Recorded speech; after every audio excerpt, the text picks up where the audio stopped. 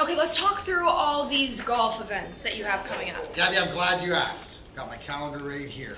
July 17th at Red Run, and then July 31st, I have the American Golf outing for the Cancer Society. I also have the American Cancer Society golf outing on the 31st, and also I got yours on the 18th, buddy. Yeah, I'm gonna be there. Whoa, boys, these are a lot of events and golf outings. Well, you want me to miss my own golf tournament? Gabby, they're all great golf. I mean, this is... Hold on. I got this. Guys, I got this. Don't worry about it. Hold on a second. He always... Hey guys, thanks for coming so fast. How are ya?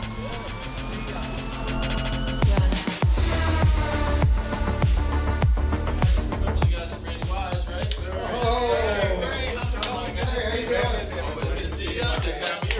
The Randy Wise Celebrity Golf Tour. Watch for the eye.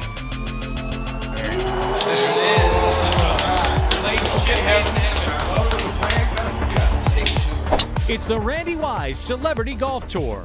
Some of the biggest names in Michigan sports. And some, well, not so much. Brought to you in part by Premier Security Solutions, Fairway Packing Company, and Swiss Insurance. Watch episodes at woodwardsports.com.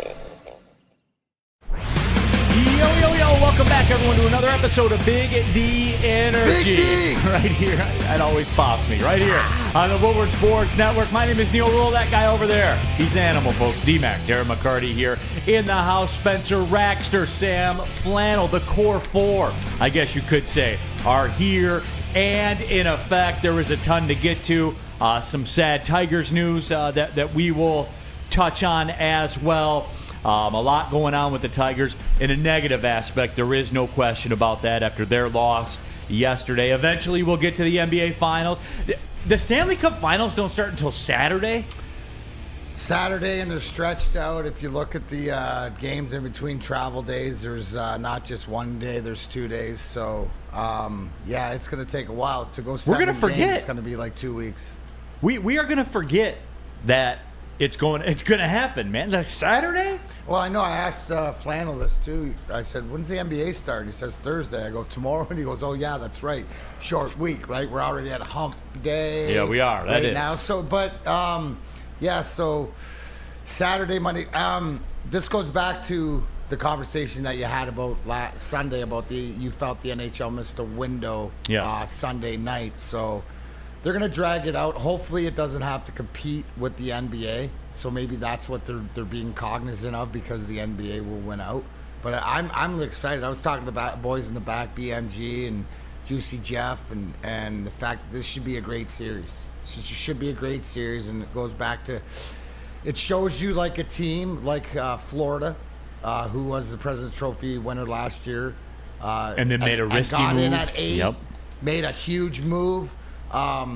Played to fruition, but the low-key slow sizzle move, because Vegas didn't make the playoffs, and we know Vegas is this up-and-coming team. They did the same thing with the Jack Eichel trade, and a little bit more risking because of injury to his neck, but there's your 1C. You got 2 great 1Cs, 2 great 1-2 punches, defense. These teams match up great. I think it comes down to goaltending, but I think it's a 7-game series. Yep. So we'll have eventually it'll start. We'll have a lot of time, and eventually... When does the NHL They'll draft find be gold here? on Oak Island before the NHL Stanley Cup Finals start. You know what? That might be a bet. That might be a bet. Although next year, they're just, you know what? I got to believe that they found stuff already. They're just Me too. Oh, me too. Don't worry. Good, me you too. do. You believe they found it. Oh, Yes. 100%. There's no doubt in my mind. Yes, I knew it. There's no doubt Can't in my wait mind. till next season. I can't either. Do you have do you lean one way or another with the NHL Finals right now? I'm probably leaning towards Vegas, although I hope I'm wrong. But if you made me bet the mortgage payment on it, I think I would take Vegas. Can I, remember I always say Carmen and little things and interesting. One of the people behind the scenes here at Woodward Sports, Justin, right? Justin, who's in charge of he's like the man from day one or whatever. Well, Tom Mazaway had given away, right? Remember when he gave away the toques, all the different NHL teams I or know, whatever? I was fired up. And Justin got the Florida Panthers. So I think there's some karmic with all the great things that young kid does. That the Panthers, they got the Justin swag going into the finals. So should be a great series. No, it should be, and I am excited. However, And usually this doesn't happen until a little bit later on. There are some things I'm not as excited about, D-Mac. Oh, do tell. And like, today was like any other day. In your crawl, as they used to say. Yeah, like today was like any other day. Got up, took my son to school, hit the Planet Fitness, banged out the miles on the treadmill. Everything was moving along fine. Moving along great. And then there were some things that caught my eye that kind of shifted my mood a little bit. And I'm tired of it. And I'm going to call it out every time I see it. And there are a couple here, so stay with me in the open. Number one, we saw footage of our old pal Zeke Elliott, everybody. Zeke Elliott doing the cone drills and the where will Zeke play in 2023. Here we go again with the Zeke Elliott stuff. Every single time. And more than one of you watching are going to fall for this propaganda that's being put up, the Zeke Elliott propaganda. It claims victims every single year. There's a Zeke Elliott victim. Who will it be in this room? Because the stats say it'll be somebody. Somebody, one of you watching this in your fantasy draft will fall for that Zeke Elliott propaganda. And guess what you'll do? You'll draft him in fantasy. This is the year. Zeke's coming back this year. Finally, you see the speed in the cone drills? This is the year. D-Mac, someone's going to fall for it. And all I can do, D-Mac, is do this service to you. You're a longtime friend. We've been friends for a long time. Don't fall for the Zeke Elliott propaganda. Please don't. Listen, I've never fallen for it. I never would fall for it. It's just the fact that Jerry Jones is the one that's fallen for it up until this year. So, I mean, does anybody in this room think Zeke's got tread on the tires? No. He hasn't had tread on the tires for 6 years, man. Come on. My point exact. I'd say at least 3. Where has he got? Dakota Rain Prescott Rain Dakota. Yep. Prescott. Sorry, apologize. We bag on him a lot for his inefficiencies and stuff, but to me, it's a two-headed monster. And can I ask you this? Didn't Zeke the one that put? Well, Jerry Jones did it because he gave him the money, but the contract-wise, put them sort of behind the 8 ball to do other things. Isn't it? Yeah. Like, dude, he hasn't been good for 6 years. Might be a little aggressive, but it could be 5. No one knows. All we know is somebody every year. Does anybody still take him in fantasy? I'm honest about it. I took my turn with Zeke Elliott about 6 years ago. I took my turn. Oh, he'll be back. This will be the year he's back. He hadn't been elite in a long time, man. I say it, all I can do is offer you my experiences from what I've seen. And youngsters out there, Spenmo, learn from my transgressions. All right. Okay? Sounds good. See, like, I don't get in brawls in the streets of Royal Oak. I learn from Spencer's transgressions. I pay attention to people. It's true. You see what I'm saying? I'm just trying to help you, D-Mac, and help the people. I think that's commendable. I think Ryan's reaction just dissed Russell Westbrook because he said Zeke is the Russell Westbrook of the NFL. No, Russ is good. Russ has good games from time to time. Russ is a good player. From time to time. Zeke Elliott was always... You're going too far to the other end of the spectrum. Because remember, his first 3 seasons in the NFL, he led the NFL in rushing yards per game every single year. And then his 4th season, he had over 1,350 yards. And then... Yeah, he's had like 1,000-yard season since, or maybe 1 or 2. Exactly, and that's what I'm talking about. Hey, he did what all running backs do. There's a shelf life, and they fall off the cliff. Yes, but I don't get clips of them doing cone drills when nobody wants them and nobody signs them. I don't get that. I only get that with Zeke Elliott. The only thing missing was the half shirt. Oh, God. And to be fair, if I had abs like he had back in the day, I would always wear it. I'd have a half shirt on this show right now. That's fair. I would. I would walk around in life with a half shirt on. But didn't he wear the half shirt a little too long? I don't know. Maybe, wearing it to the draft was a little much, but again, yeah, I would do it. Yeah. I would go to a dinner party at whatever the nicest restaurant in America, and I would have the abs out. Yeah. And I would sir, we require a shirt. Not for this. Yeah. That's fair. This needs to be out there. It needs to be out there. So there was that, and I got charged up. But again, I go back to my calling, to help my friends, to help my people, and that's what I did. Now, there was something that did trigger me. The Zeke Elliott thing I can deal with. D-Mac, deep down in my soul, remember how we talked about how I wanted the Aaron Rodgers thing in New York? Remember, I wanted it. Oh, we wanted it. We wanted it. Yes. And I do. Deep down in my soul, I knew we ran the risk of that, but I didn't talk about it. I never really brought it up. But my worst fears are coming out into the public eye now. Apparently, he's at the Taylor Swift concert. He's dancing around during the confetti falling. He's talking about the Jets win the Super Bowl and all this kind of stuff. This Aaron Rodgers thing in New York, everybody. It's way worse than I ever thought it was going to be. Can the season get here? It hasn't even started. Can the season get here and they be 2-5 yet? No, this is what it's all about. Give us all of this so when it comes crashing down, nobody wants we can this. go back to it. I mean, so nobody what is wants the this. Swiftie? D-Mac, this is enough. It's him at the Rangers game. It's him at the Knicks game. It's him at the Taylor Swift concert. I blame you. It's May. I blame you for lack of self-awareness. I never thought it was going to be like this. He got out of Green Bay. I just like this. This is like the rise before the fall. Because he has until he steps on the field, because he's going to be their darling until he's not their darling. Would throw an interception, cost him a game, and then let's see how joyous he is. But who cares? I like to see it. He's out there living. Obviously, Taylor Swift didn't go to Green Bay or something like that, so I mean, he wasn't able to do it there. So that doesn't bother me as much, because it's sort of the rise before the fall. Like Spenny, am I right or am I wrong? Yeah, no, he's getting propped up. He can do this in May, but then when he starts throwing interceptions, there's nowhere to escape. There's nowhere to run to. Yeah. Right, and then they'll go back to this video about he shouldn't have been at the Swift concert. He should have been in the gym. Yeah. And he should have been doing this. Like what? Like the Giants boat picture. And again, part of this is on me. I asked for this. Yes. I looked into this camera and said, please go to New York, because I want you to get all the smoke. Isn't it entertaining? When you're 2-4, I like it too. When you're 2-4, and there's 200 media people at that press conference, and they're cooking you. Why are you rushing the journey, man? We're just on because this journey. I can't take it, and it's everywhere. What can't you take? The D-Mac. fact that but you're acting simple right now, Neil. Like No. You're acting like this wasn't going to happen. I didn't think it was going to be like that. I didn't think he was going to be at every event in New York every single day. He's going to be at the Yankees game. He's going to be at the Mets game. You know he'll be at the U.S. Open. U.S. Open tennis. It's the only tennis tournament I watch now. Yeah. Because it's dope. The night matches are dope. Yeah, like they on are. Tuesday night. And the big underdog, the crowd gets behind him, and there will be old Aaron Rodgers sitting courtside at the U.S. Open. Yeah. Not knowing how to chug beer. Did you not expect this? Thank you. What did he do to deserve all this? Did you ever see him chug a beer He's before? the savior, the Messiah. He's the guy coming into town to save everything until it's not. So they're treating him like the hero. Real cream of wheat. I was watching this. Because that's what happens when you have Zach Wilson. Before that. That's a good point. That's a great point. That's Holy fair. cow. In the WoodwardSports.com chat thread, jump in there, get involved. Make sure you subscribe to the Big D Energy Podcast, iTunes, Spotify, Spreaker. Spenny, what should they do? 5-star. Give it a 5-star. When you do that.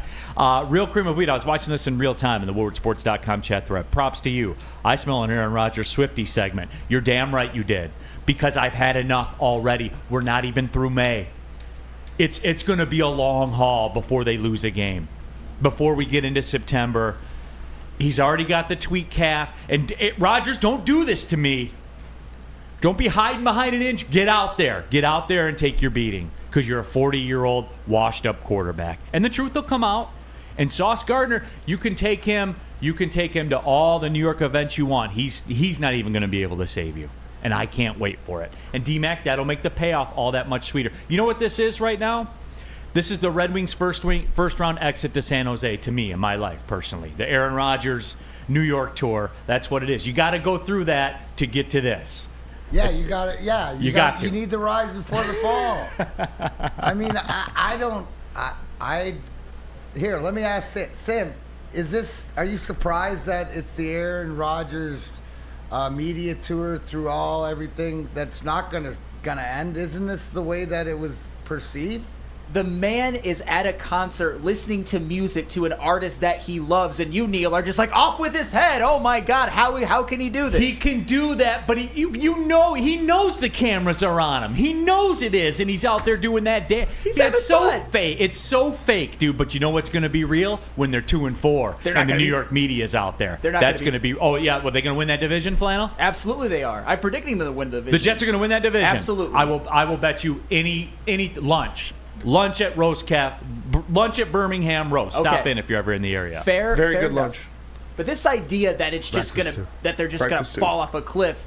So they were close to contending with Zach Wilson, Mike White, and Joe Flacco's corpse. With Aaron Rodgers, no, now they have Aaron Rodgers' corpse. It's okay. He threw 26 touchdowns, 12 picks last year. Okay, he didn't have a 300-yard passing game in today's day and age in the NFL. And that's also fair. But this idea that he was just horrible all of last year is a little overblown. He's not prime Aaron Rodgers, but he's got enough to lead this team to a division title. A stacked roster full of the defending offensive and defensive rookie of the year, Quinnen Williams. Breece Hall coming back. C.J. Mosley. That is a stacked roster. Keep that energy, Flannel. Let it be noted, Daniel Bridger, Jets officially cursed by the flannel guarantee. How'd it work out for Nebraska? Not well. How'd it work out for Scott Frost? Not well. How'd it work out for Michigan football in the National College Football Playoff? Not well. Okay. Give me the Wells.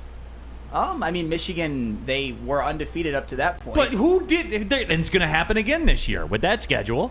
At Ohio State was a little bit in peril, for the record, before that game. They obviously went on to curb stomp them, but before that game, there was some doubt. And then they lost to a Big 12 team. They did. Awful.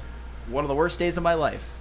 The Cat Spot says the Jets don't have a stacked roster. They don't have a single Pro Bowl player at the skills position.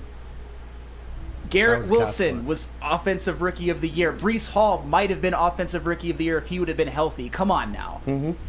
They're future Pro Bowlers. Cat Spot spewing. Don't care.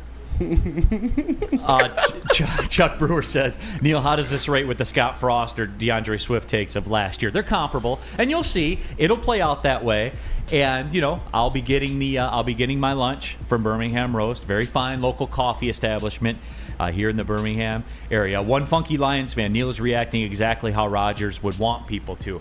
And just remember, I'll keep this energy up too. Right now, I'm going through the fall. Wait until the season starts, and I'm on the come-up, everybody. You just wait for that. We are going to talk some Detroit Tigers. Some unfortunate injury news broke this morning. A couple of them, yeah. The wheels are falling off the wagon. Mm-hmm. Probably the two most important players on this team. Yeah, absolutely. So we'll discuss. It's kind of an emergency session. Don't worry, everyone. We're going to get to the Lion stuff. Don't worry.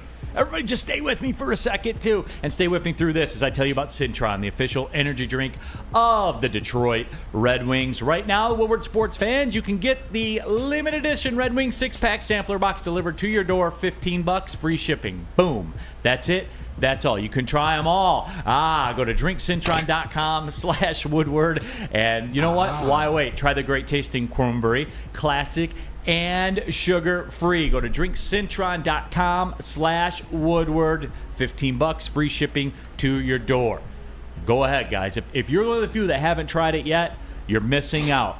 Our own Darren McCarty, when he's walking around Little Caesars Arena, you see him, he's always got that little red can, the cranberry, in his hand. At LCA, at Keyworth, at the Detroit City Games, DMAC is out there and in effect. That's because it's Cintron, Darren McCarty. Drink it. Live it. I love it. Cintron. We are the network for Detroit by Detroiters. Welcome to the Woodward Sports Network. The sports marketing agency would not be who we are without great community partners like Higuera Health and Carol Zaniga.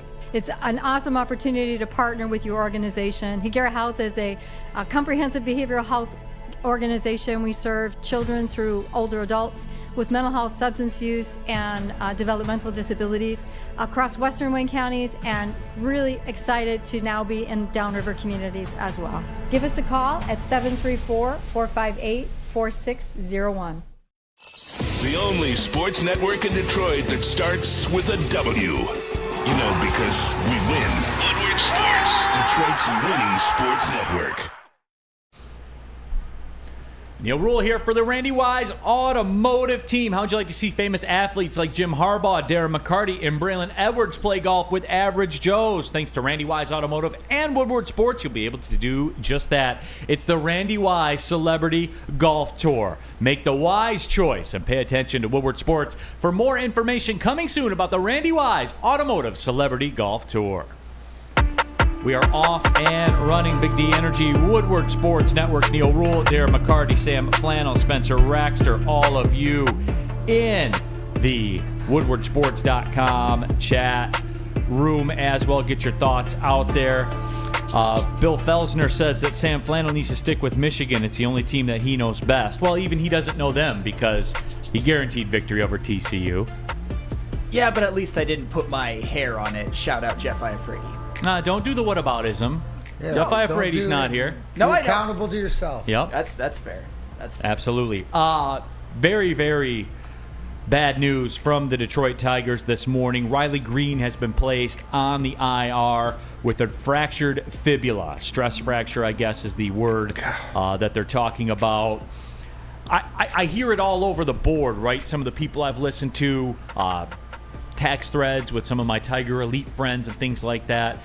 Anywhere from a couple weeks to a couple months. You don't really know the nature of it, D-Mac. I don't know what you know about the stress fracture world or anything like that. But the moral of the story is, man, he was starting to pop off too, man. Well, he was hitting his own stride. And the first thing, and then after last night, hearing that Eduardo Rodriguez, our ace, is put on the shelf for a while with some arm trouble. Like we said, two of the biggest guys, biggest impacts in your lineup, and Riley Green was finding his stride. And I guess, Neal, the question I posed to you before and I asked people is, I know it's early in his career, and I think it's too early to put him in the category of injury prone, but is he not, Riley Green, do you not have to put him on that list of can he stay healthy? And am I being unfair in saying that? But that's immediately after saying this, I wasn't thinking about the progress he made. I was thinking, damn, he can't continue to play. The one thing that I hold steadfast to is that Spencer Torkelson will find his way and find the level of his talent because he keeps getting out there. He keeps getting at bats. He keeps playing games. Riley Green has had trouble in different reasons. So I know, and I'm not saying he's injury prone. I'm just asking you, is it fair to say, hey, to have it on your radar? An issue? Do I got to just count on him for 120 games a year? Keep it on your radar. And look, credit to you, D-Mac, because you asked the question. You know what I'm saying? And I'm not, easy, everybody. I know we work in all absolutes all the time. No one is saying that yet. I'm saying, but we're dealing with this again, and here we are. And it's extra frustrating, I'm sure I probably speak for D-Mac because he had turned the corner in my eye. There was a buzz to him now. Like, I would, if I'm driving in the car and the game's on and I hear his name, then I, lock in, and say, all right, what's going to happen? Or if I'm at home messing around, I hear he's coming up to bat, I'll stop and watch and see what he's doing and stuff like that. So it just sucks because they were hanging on by a thread. And part of and I'm not freak injuries and fouling balls off and there's different things that happen. It's unfortunate and sort of unlucky. I'm just wonder if it's more of he was hitting his stride and arguably our best player and getting better and better, and you miss him for that. But I think that, I don't know, I that's where my mind went first.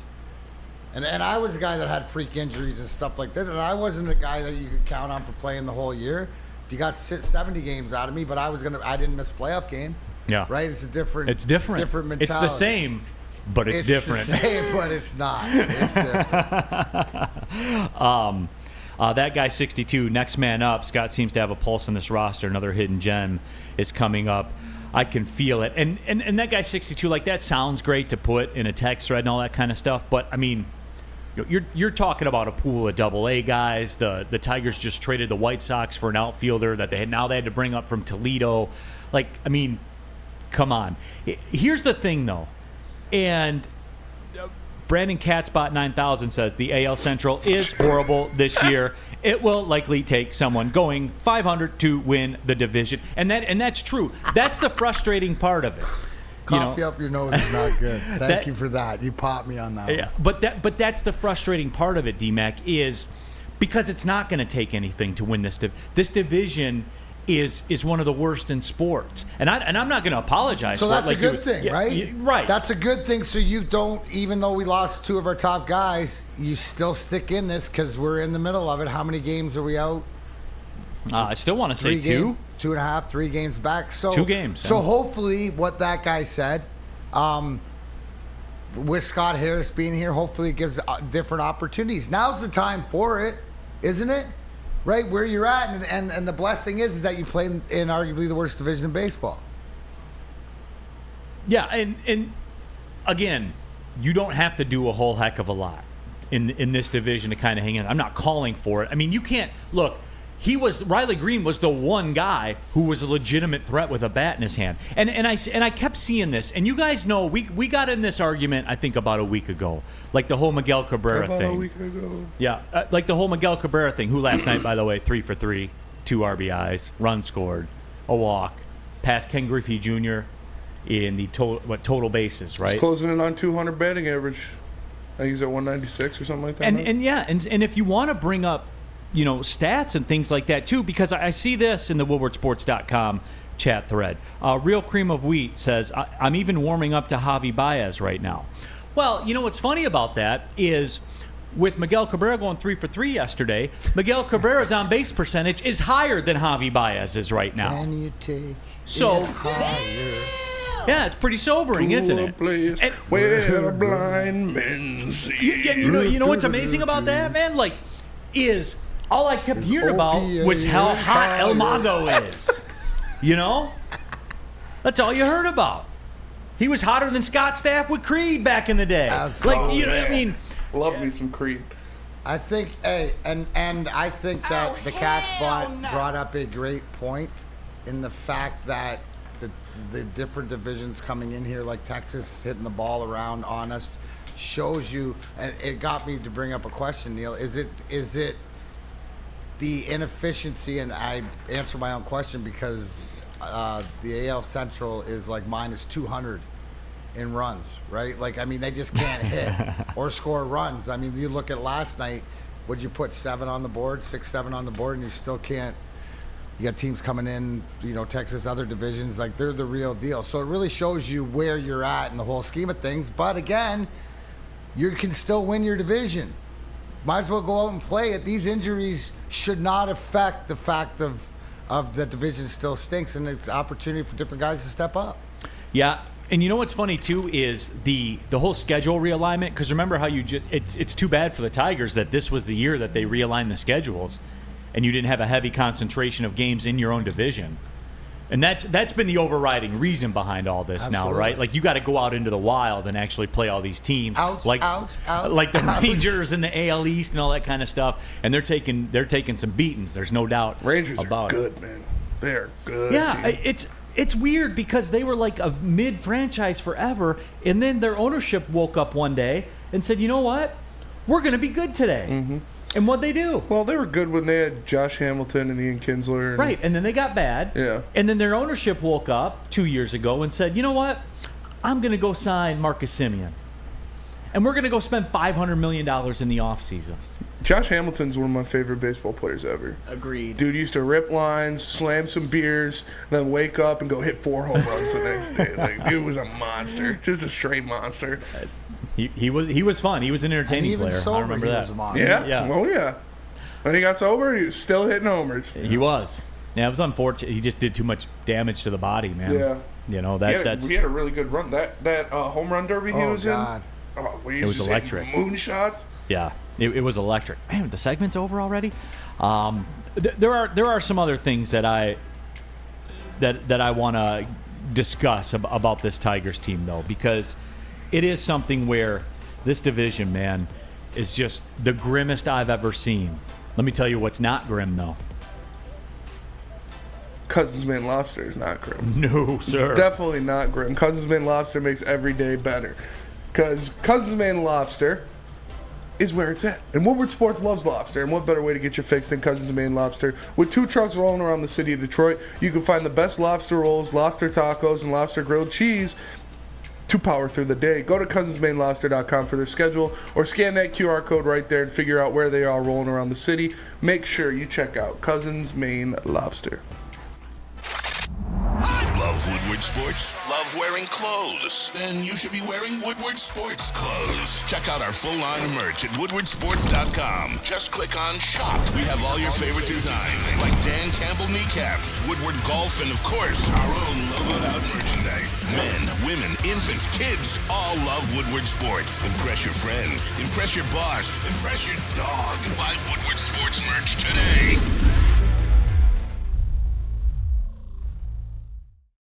Introducing the Planet Fitness Guide to getting that post-workout glow. Step 1. What's your why? More epic energy? Better sleep? Blow off steam? Step 2. Join Planet Fitness for just $10 a month and get moving in our clean and spacious clubs. Step 3. Bask in that post-workout glow. Join Planet Fitness today for just $10 a month. Join today at any of the 50-plus Detroit area locations. Off and running, Big D Energy, Woodward Sports Network, Neal, Ruhl, Darren, McCarty, Sam Flannel, Spencer Rackstad here with you. We're talking Detroit Tigers right now. Breaking news this morning, and it comes on the heels of the Eduardo Rodriguez situation with the ligament in his finger. So they're saying 2 starts, but who knows? They're not dead yet because, as this division shows you, you can put out a roster of cast-offs and still compete because it is so bad. Detroit Lowdown says Baez is clutch. That's why it seems he's doing so well lately. His hits have come at the right time. Detroit Lowdown, let's walk through this, the math of it all, okay? When Javi Baez goes out to the plate for an at-bat and Miguel Cabrera goes out to the plate for an at-bat, those at-bats end with Javi Baez walking back to the dugout more often than Miguel Cabrera does. That's math. And I always had El Mago's back, right? He's so hot. Miguel Cabrera's on-base percentage is higher. And is it the end-all, be-all? No. And is Miggy his all-star MVP form? No. But yesterday, guess what he did? He passed Ken Griffey Jr. on one list, passed Trish Spreaker on another list, and that's just what it is, guys. But my whole problem with it was how people acted like this was the 27 Yankees, and then there's Miguel Cabrera, the charity case. He's pretty much the same as everybody else, and he's 38 and washed. Except he's washed with, triple crowns and the greatest right-handed hitter of a generation and stuff like that, as opposed to washed like Javi Baez is, where he swings and misses at 51% of the pitches out of the strike zone. So that's it. Sorry, that's my disclaimer. He's, racking through, like you said, the record books at this point now. But I don't believe in anything as far as without Miguel Cabrera in this lineup, this team, is a first-place team or immensely better or whatever. I'm not going to do that. No. And the fact that he's still producing when you put it up against the guys in the lineup, shut up. I mean, and I see, he can't even run or whatever. Scored last night, was safe at the plate. Yeah. So don't say that. I do. The question is, and the cat spot asked it about, does he hit a home run? Mm-hmm. No. No. Are you adamant on him not hitting a home run? Yeah, I'm adamant. I think he's going to hit at least one. I think Spencer Rackster can hit a baseball farther than Miguel Cabrera right now. I think he's taking one to right field in Yankee Stadium. I could see that. Right? He's got one in the tank, at least. 2? I don't know. but we can agree. But you know what? The fact that you just brought that up, Neal, the fact that his hits last night, put him in this situation in the record books or something, that's cool because I experienced it in my lifetime in the fandom. And again, there's no making and I agree. Yeah. And I agree with you. And that is where we're at with it. It's just again, I just get angry because the whole people act like he's this outlier in the team when he's pretty much the same as everybody else there, and he's actually better at getting on base than Javi Baez is, Sam Flannel. I know that hurts. No, I know that hurts to hear, but it is true. No, it doesn't hurt. I'm obviously one of the most analytics-driven people at this network, so I knew Javier Baez was bad news before we even got him, and it is, to me, it's more of an indictment on Javier Baez than anything. That his on-base percentage is .271. That is beyond sobering, especially when you have to watch the Texas Rangers, who, in that same 2022 shortstop class, signed Corey Seager, signed Marcus Semien, and they're playing great, and we have Javier Baez, and he's been morbid for 2 years. And when it comes to Miguel Cabrera, his batting average still has a big old fat 1 in front of it. That's also fair. Okay. That's fair. He's been bad. The whole team's been bad. Not as bad as him. Not everybody. Oh, here we go again, Zach dude. McKinstry, Zach Short, Riley Green, even Spencer Torkelson's on-base percentage is .315. Akil Baddoo. I know everyone laughs at Akil Baddoo. Ha, ha, ha. He's actually had a bounce-back season. Playing well. All right, extend him then. Yep, sign him. Extend him. I'm not saying extend him. I'm just saying he's been exponentially better than Miguel Cabrera this season. And that's factual. I'll take Miguel now, given his career, than Akil Baddoo. You're high on crack. Because high on crack. Okay, because Sam Flannel, when I'm sitting there at the game and they're 12 games under 500 in August, I can think back to what Miguel Cabrera did. To whereas with Akil Baddoo, I'll think, man, Akil Baddoo, what are you doing in my car? That's what I'll have to remember for that. Oh, Akil. And he'll be in the midst of his 2 for 40 slump that he always goes through every summer. He does. Look it up. Okay, fine, but as of right now, his on-base percentage, I believe, is .367. Okay, cool. That's Put great. him on the All-Star team. No, I'm not saying that. Give him an extension. Put him in the Tigers Hall of Oh Fame. my Give him a God. statue. You put are a statue so out all there. or nothing. It's ridiculous. Tear down Ernie Harwell's statue and put Akil Baddoo's statue up there. You are out of your goddamn mind. All I'm saying is he's been playing better. 367 is a damn good on-base percentage. That's factual. You would take that from any player in the league. Cornerstone of the franchise. Nope. Just saying his on-base percentage is almost 100 points higher than Miguel Cabrera's still. But getting back to the point, though, like you're talking about the Texas Rangers, D-Mac, and just this is the day and age of the home run. It just is. And Jake Rogers, who I believe is also hitting in the 100s, leads this team in home runs with 6. The Texas Rangers have 1, 2, 3, 4, 5, 6 guys with at least 6 home runs. And one of them's Robbie Grossman. Oh, remember that name? You see what I'm saying? Like there's still a stratosphere of difference. Went to Atlanta and fixed his swing, and now he's got more home runs than your top guy. Yep. That's crazy. 6 guys. Joe says Neal's the worst sports show host I've probably ever seen. Thanks for watching, Joe. Yeah, thank you, man. Appreciate it. 5 stars. Yeah, leave that Joe, 5 subscribe to the podcast, Big D Energy, iTunes, Spotify, Spreaker. Give it a 5-star review. 5-star. Jonesy says, I do love Jake Rogers and Akil Baddoo. So, okay, there it is. Daniel Bridger says, Miggy is a legend. If he doesn't hit another ball this season, I don't care. So, there are people with that mindset, dude. Hey, but if the Tigers continue to hang around and Miguel Cabrera's on-base percentage is .250 and he has no power, come on now. I mean, a lot of legends, they hurt their team in their last season. Kobe Bryant did it in his last 3. Derek Jeter did it. I'd argue that Miguel Cabrera has done it for the past at least 2 or 3. It happens. But at some point, you got to just take yourself out of the lineup and just go gracefully, especially if the Tigers continue to contend, which is less likely, to be fair, given the fact that... Well, if he took himself out of the lineup yesterday, who would have went 3 for 3 with 2 RBIs and a walk and a run scored? We all know baseball is the totality of what you do for a full season more than any other sport. And for a full season, his batting average has a big old fat 1 in front of it. Like Jake Rogers. Absolutely.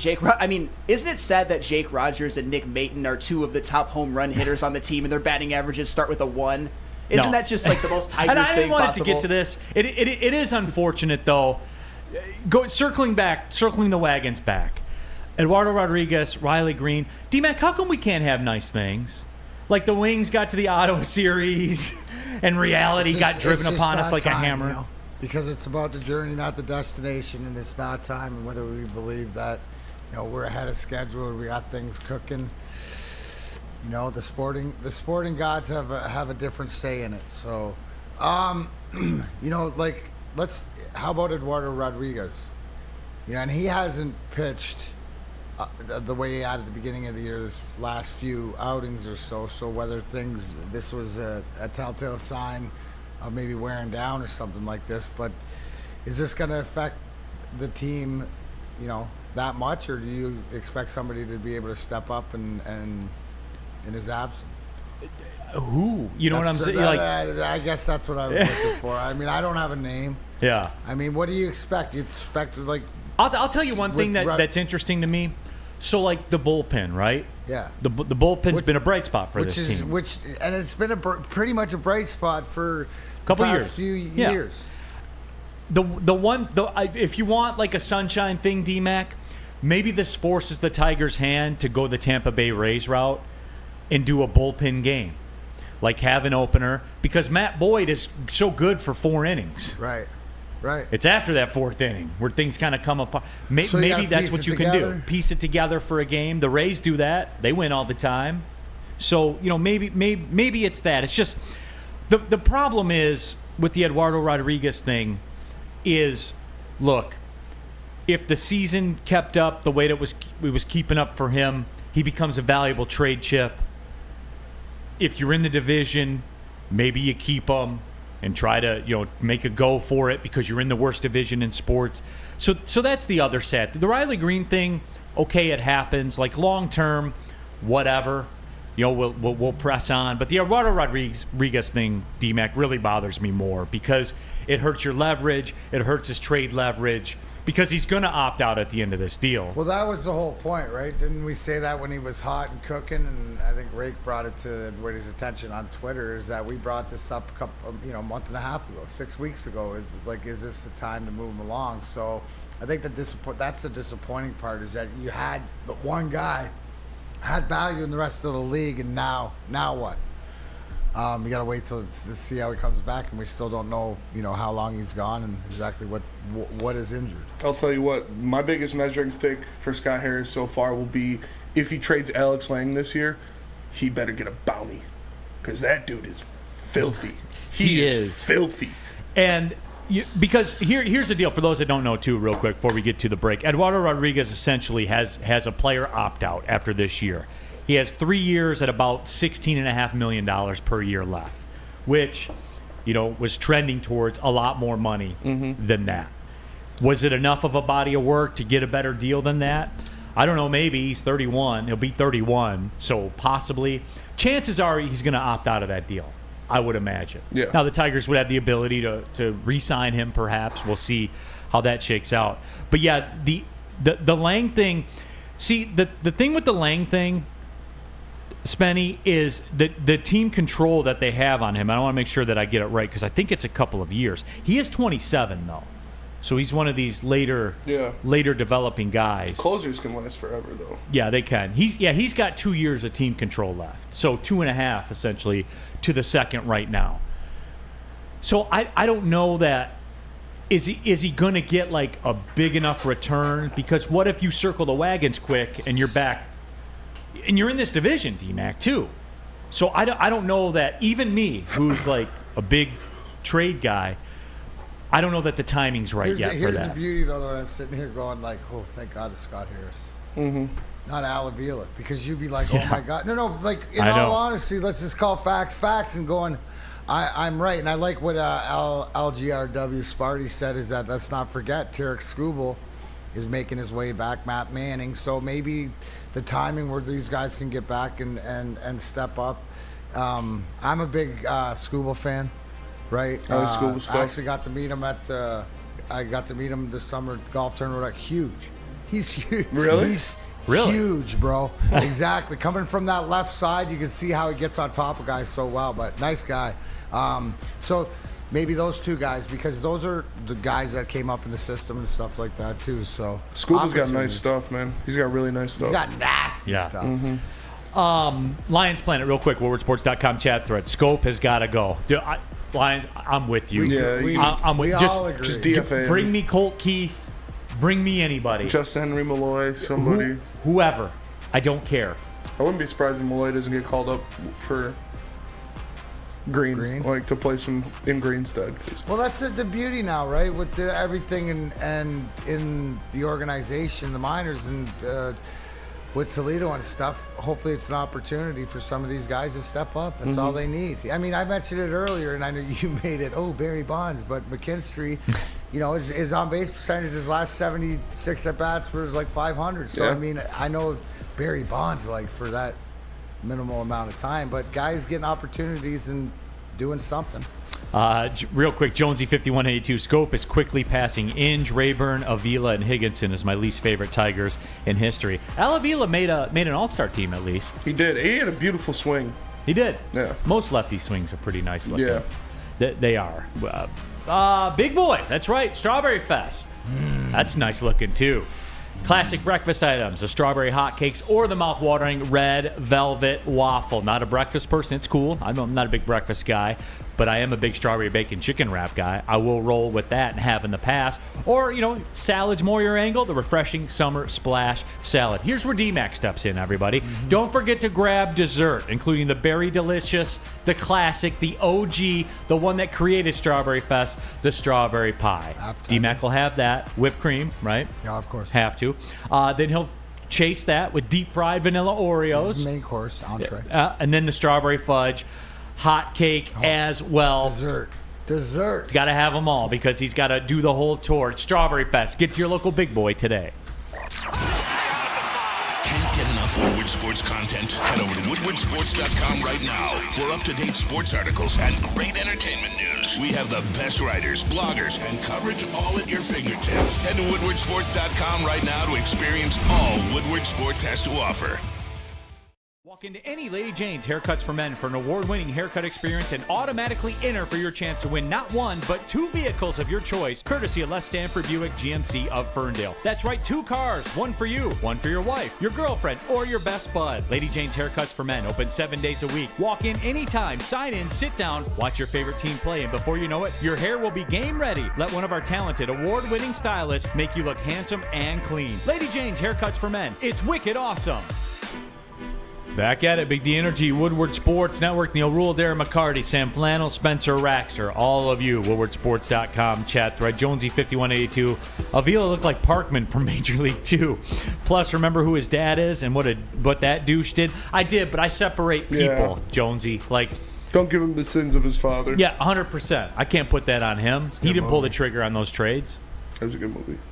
So, that's not him. He is not his father. So, I'm not saying he's like a Hall of Famer or anything like that. He's pretty decent on the radio, I thought. Yeah, I like him. I like him for sure when he's in the booth.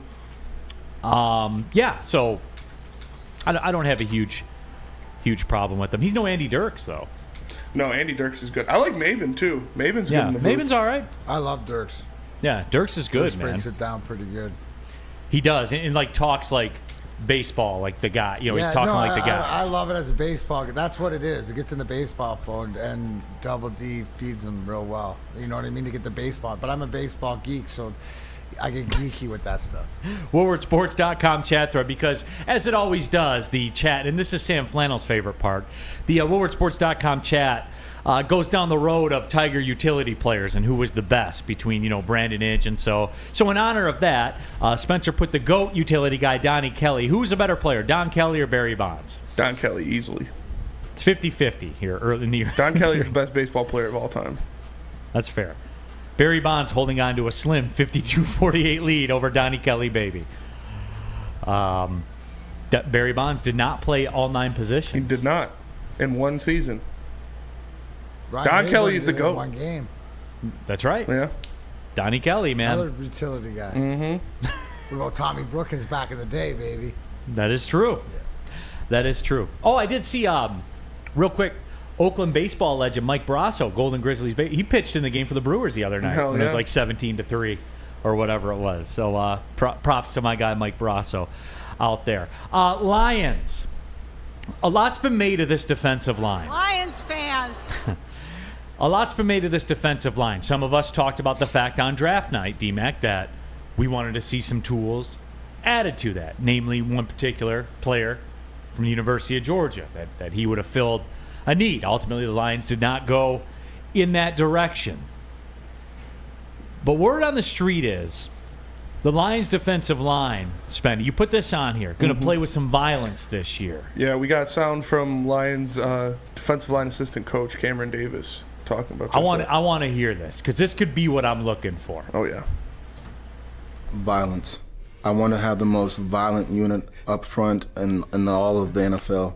I want guys to know that when they turn on the tape for us, or the opposing team, it's going to be a long, full-quarter ball game. And I think it starts with the guys up front on both sides of the ball, but for sure on the defensive line. We're going to be violent. We're going to strike blocks. We're going to go get after the quarterback. But, if there's one thing I want to be known for, it's being violent. That is it. That is all. I tell my guys all the time, violence, violence, violence, and there's no excuse for not playing violently. So there is that. I know that's up your alley. It very much is. Now there's the levels to that, and I would like to translate controlled violence, right? Playing violent just means not turning away from a hit, making sure you make it clean. It's not dirty. It's just letting you know that you're in for a 60-minute ball game, that you're gonna get hit every time, and what he is trying to let you know is to get the guys to really enjoy it, really enjoy playing it together. And it's more like it turns into the violence, turns into more of a rugby scrum, and you fighting for the guy beside you, on the defense. But when you can take, what do we talk about, Neal? What do we want? We want pushing from one side, pushing from the other, and that's where the violence comes in. But don't get it twisted. It's not chaotic violence. It's controlled violence, and up and down. That's just the workout effort, and it's sort of the attitude. When I say, okay, Dan Campbell, this is one of his coaches, and this is how he preaches, of course he does. Dan Campbell's the first one that probably said we got to get as violent as we can. So it's all about the tape. And here's the one thing, too. When you're going into a game and you know that it's, you got to pack a lunch and you know that it's not going to be no easy way out, right? No shortcuts home? No shortcuts, right? 60 minutes. That's what it is. And that bleeds and bleeds and bleeds. And no matter, like some games when you play teams, it'll be like not an off day, but a little bit easier, right? It's not going to be not as much physical, resistance. Not as much physical. What he's saying there is that it's going to be physical for everybody. And they're going to get, when they're going to start doing it? When they turn the tape on. It's when they're going to start, the lines get in their heads. That's what good teams do. I like hearing that. And look, I know that there's a ton of coach speak out there. I live in that world. I know that there is, and to some degree that was coach speak. But however, D-Mac, I like hearing that because it's certified, as you just said a few minutes ago, what I talk about. Two things, two lines. One offensive line, one defensive line. Yeah. Push people this way and push people that way. Yeah, that way. That's all there is. Because that's what dictates everything. Like, as complicated as this game and it's is. Time, right? It's time. It's time. Because that's what it is. It's because how much time can you limit? And if you can get that little bit extra violence to get in the face and it disrupts the pass and get a hand in the face, that's all this is. It's giving your guy that extra time to make a play. These are professional athletes, the best. If you give a quarterback time, no matter what level, no matter who he is, he should be able to make the play.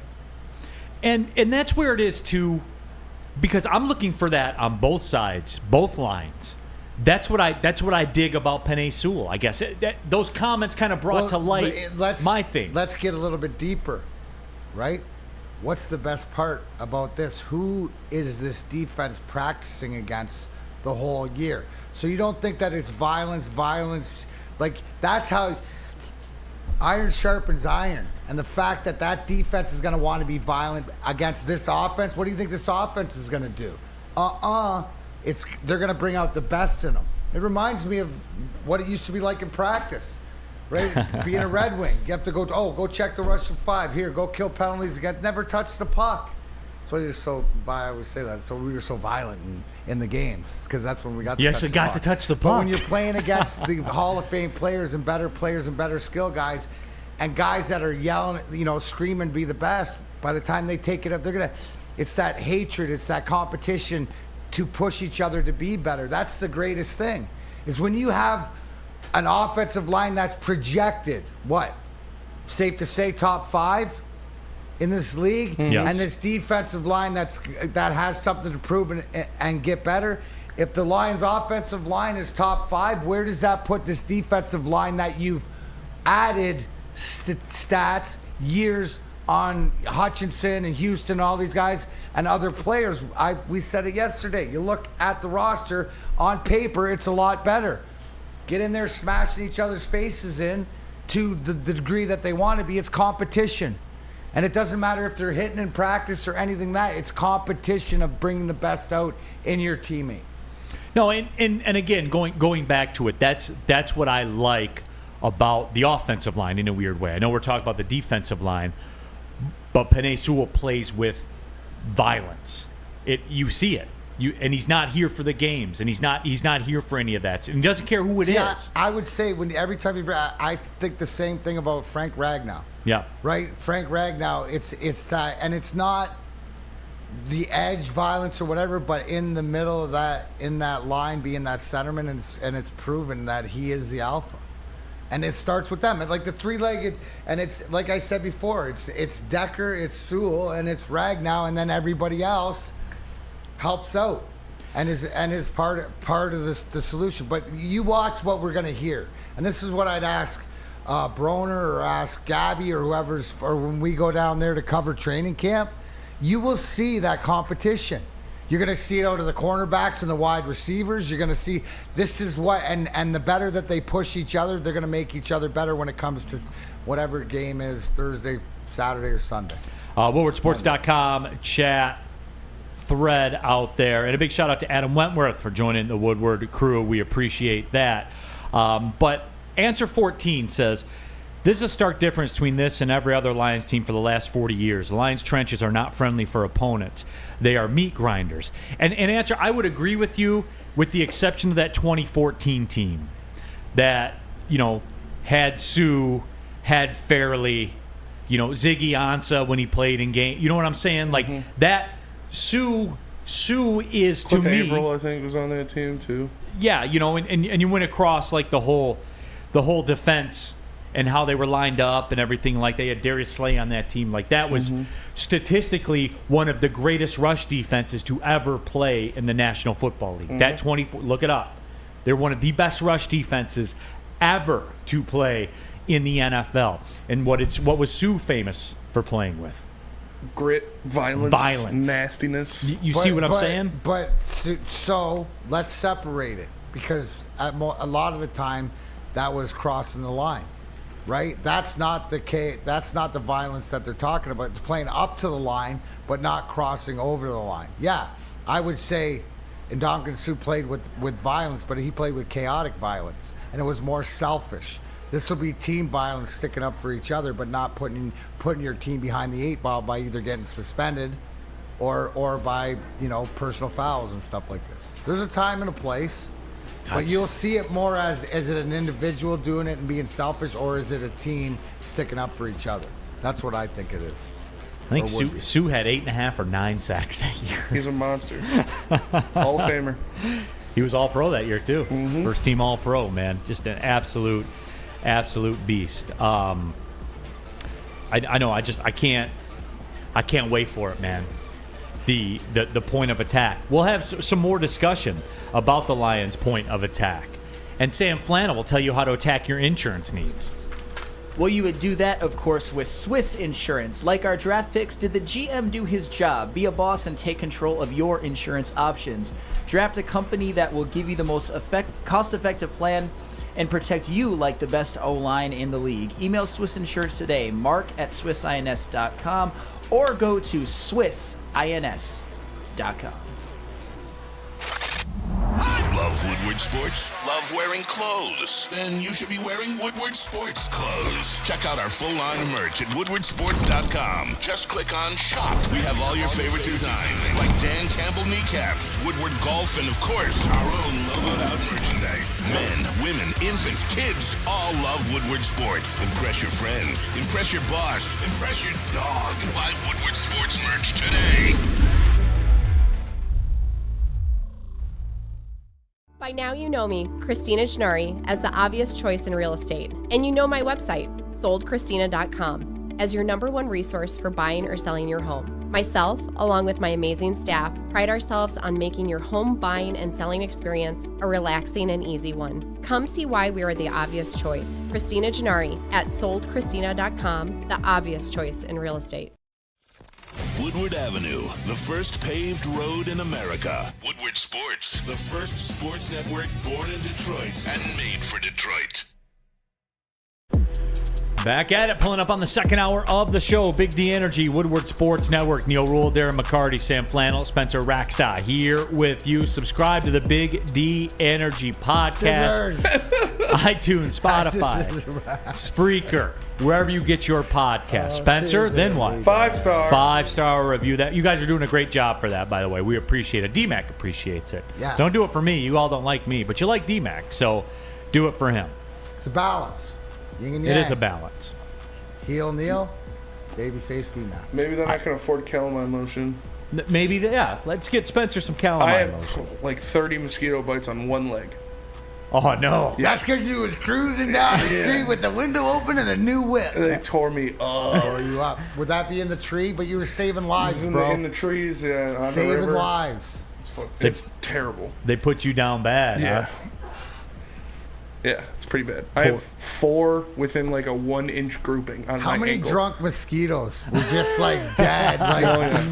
Like, wow, I'm going out like this, bro. It's the way I always wanted to do it. I've never had this concoction of blood before. Holy cow. Real cream of wheat in the WoodwardSports.com chat thread. I don't blame Ndamukong Suh for stepping on Aaron Rodgers, though.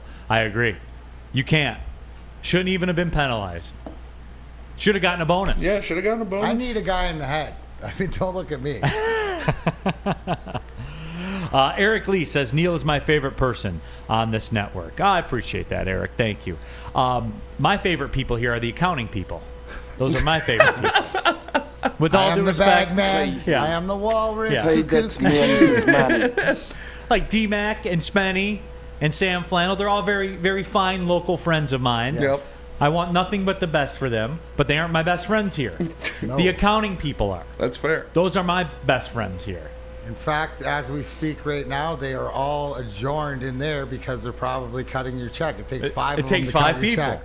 You got to change the ribbon in the printer, all those zeros that go on there. You know how it goes. But yeah, that's something for Spenny, that calamine lotion. Yeah, I'm gonna bathe in it tonight. What are some of the home remedies you got to do? Is it like a bath with orange peel? I don't remember. I have no idea. I normally just thug it out, but it's getting bad. Usually I just scratch them till they bleed. Yeah. Then they scab over. But and I then have it's done. I literally have so many. I would look like I don't even know. What were you doing out there? Were you like I was sleeping just naked in the chilling. woods? No, or what? I was just chilling. I just got that O positive. Oh no. They flock.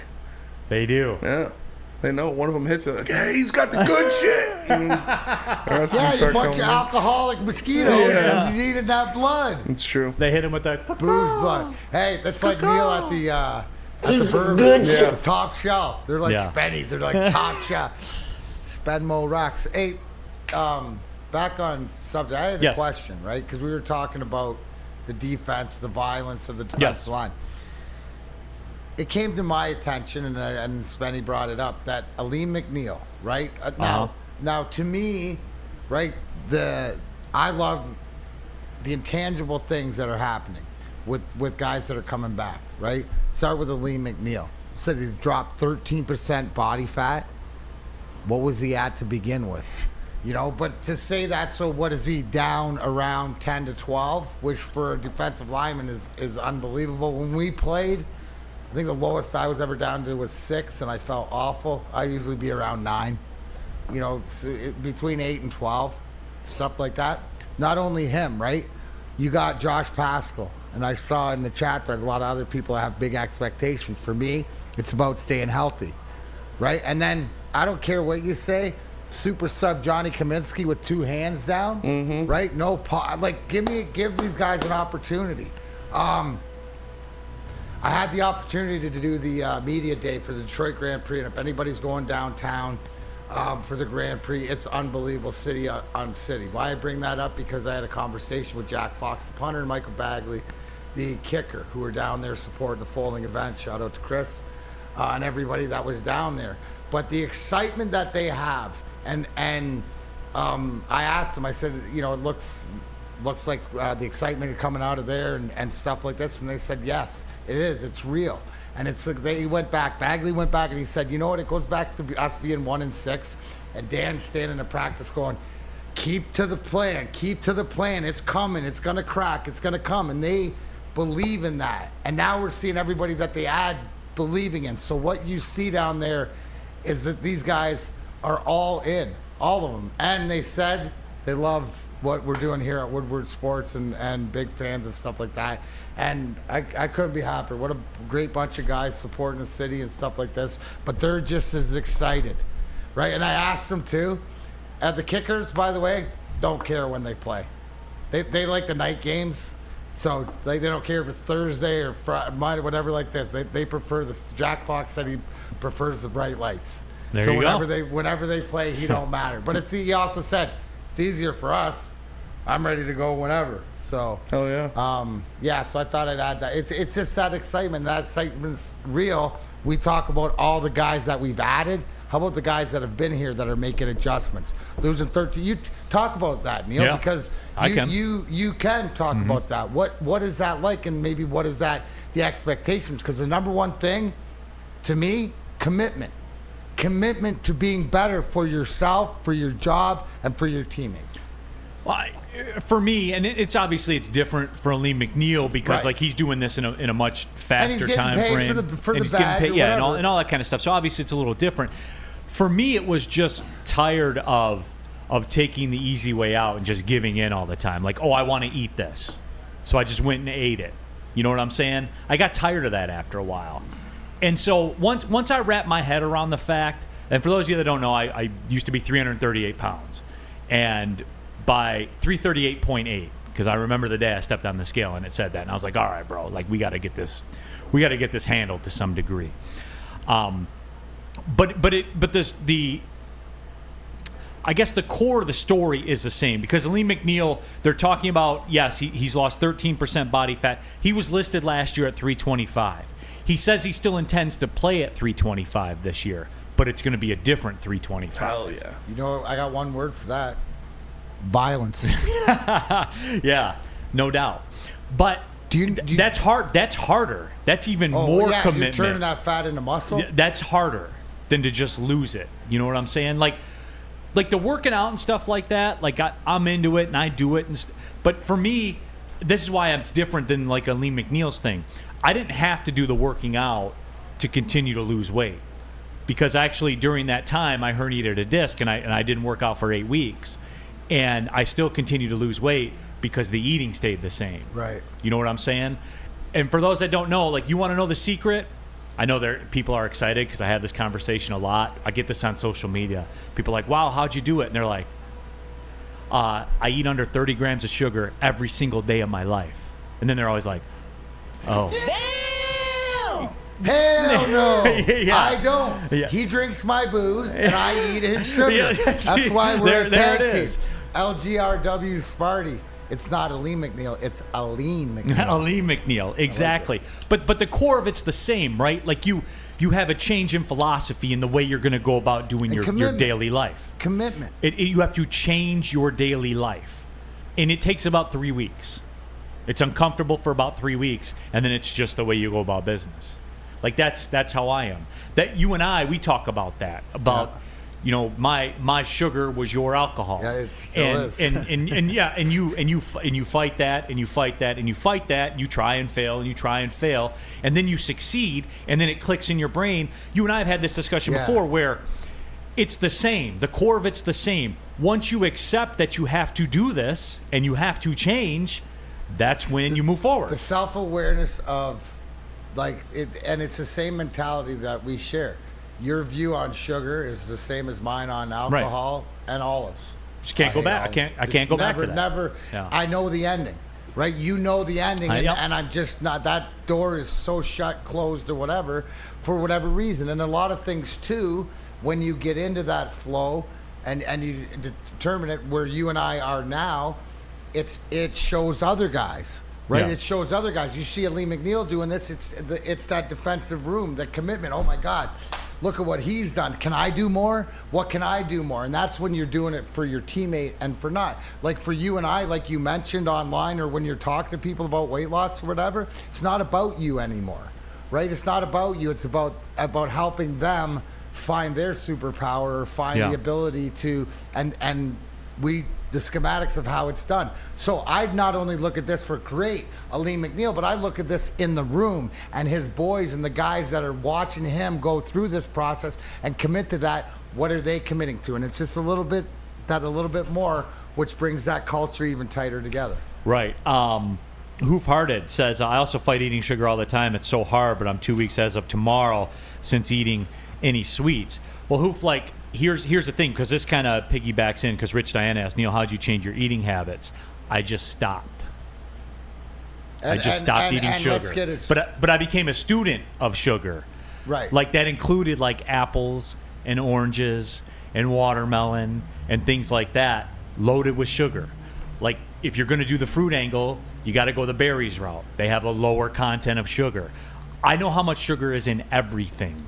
Like I have become, and like sucralose, fruit, anything that ends in ose is sugar. Is a sugar. It's some form of sugar. Now you start getting in the weeds of, you know, this company lobbied Congress so it didn't have to be defined as sugar on food labels, which all that stuff is real.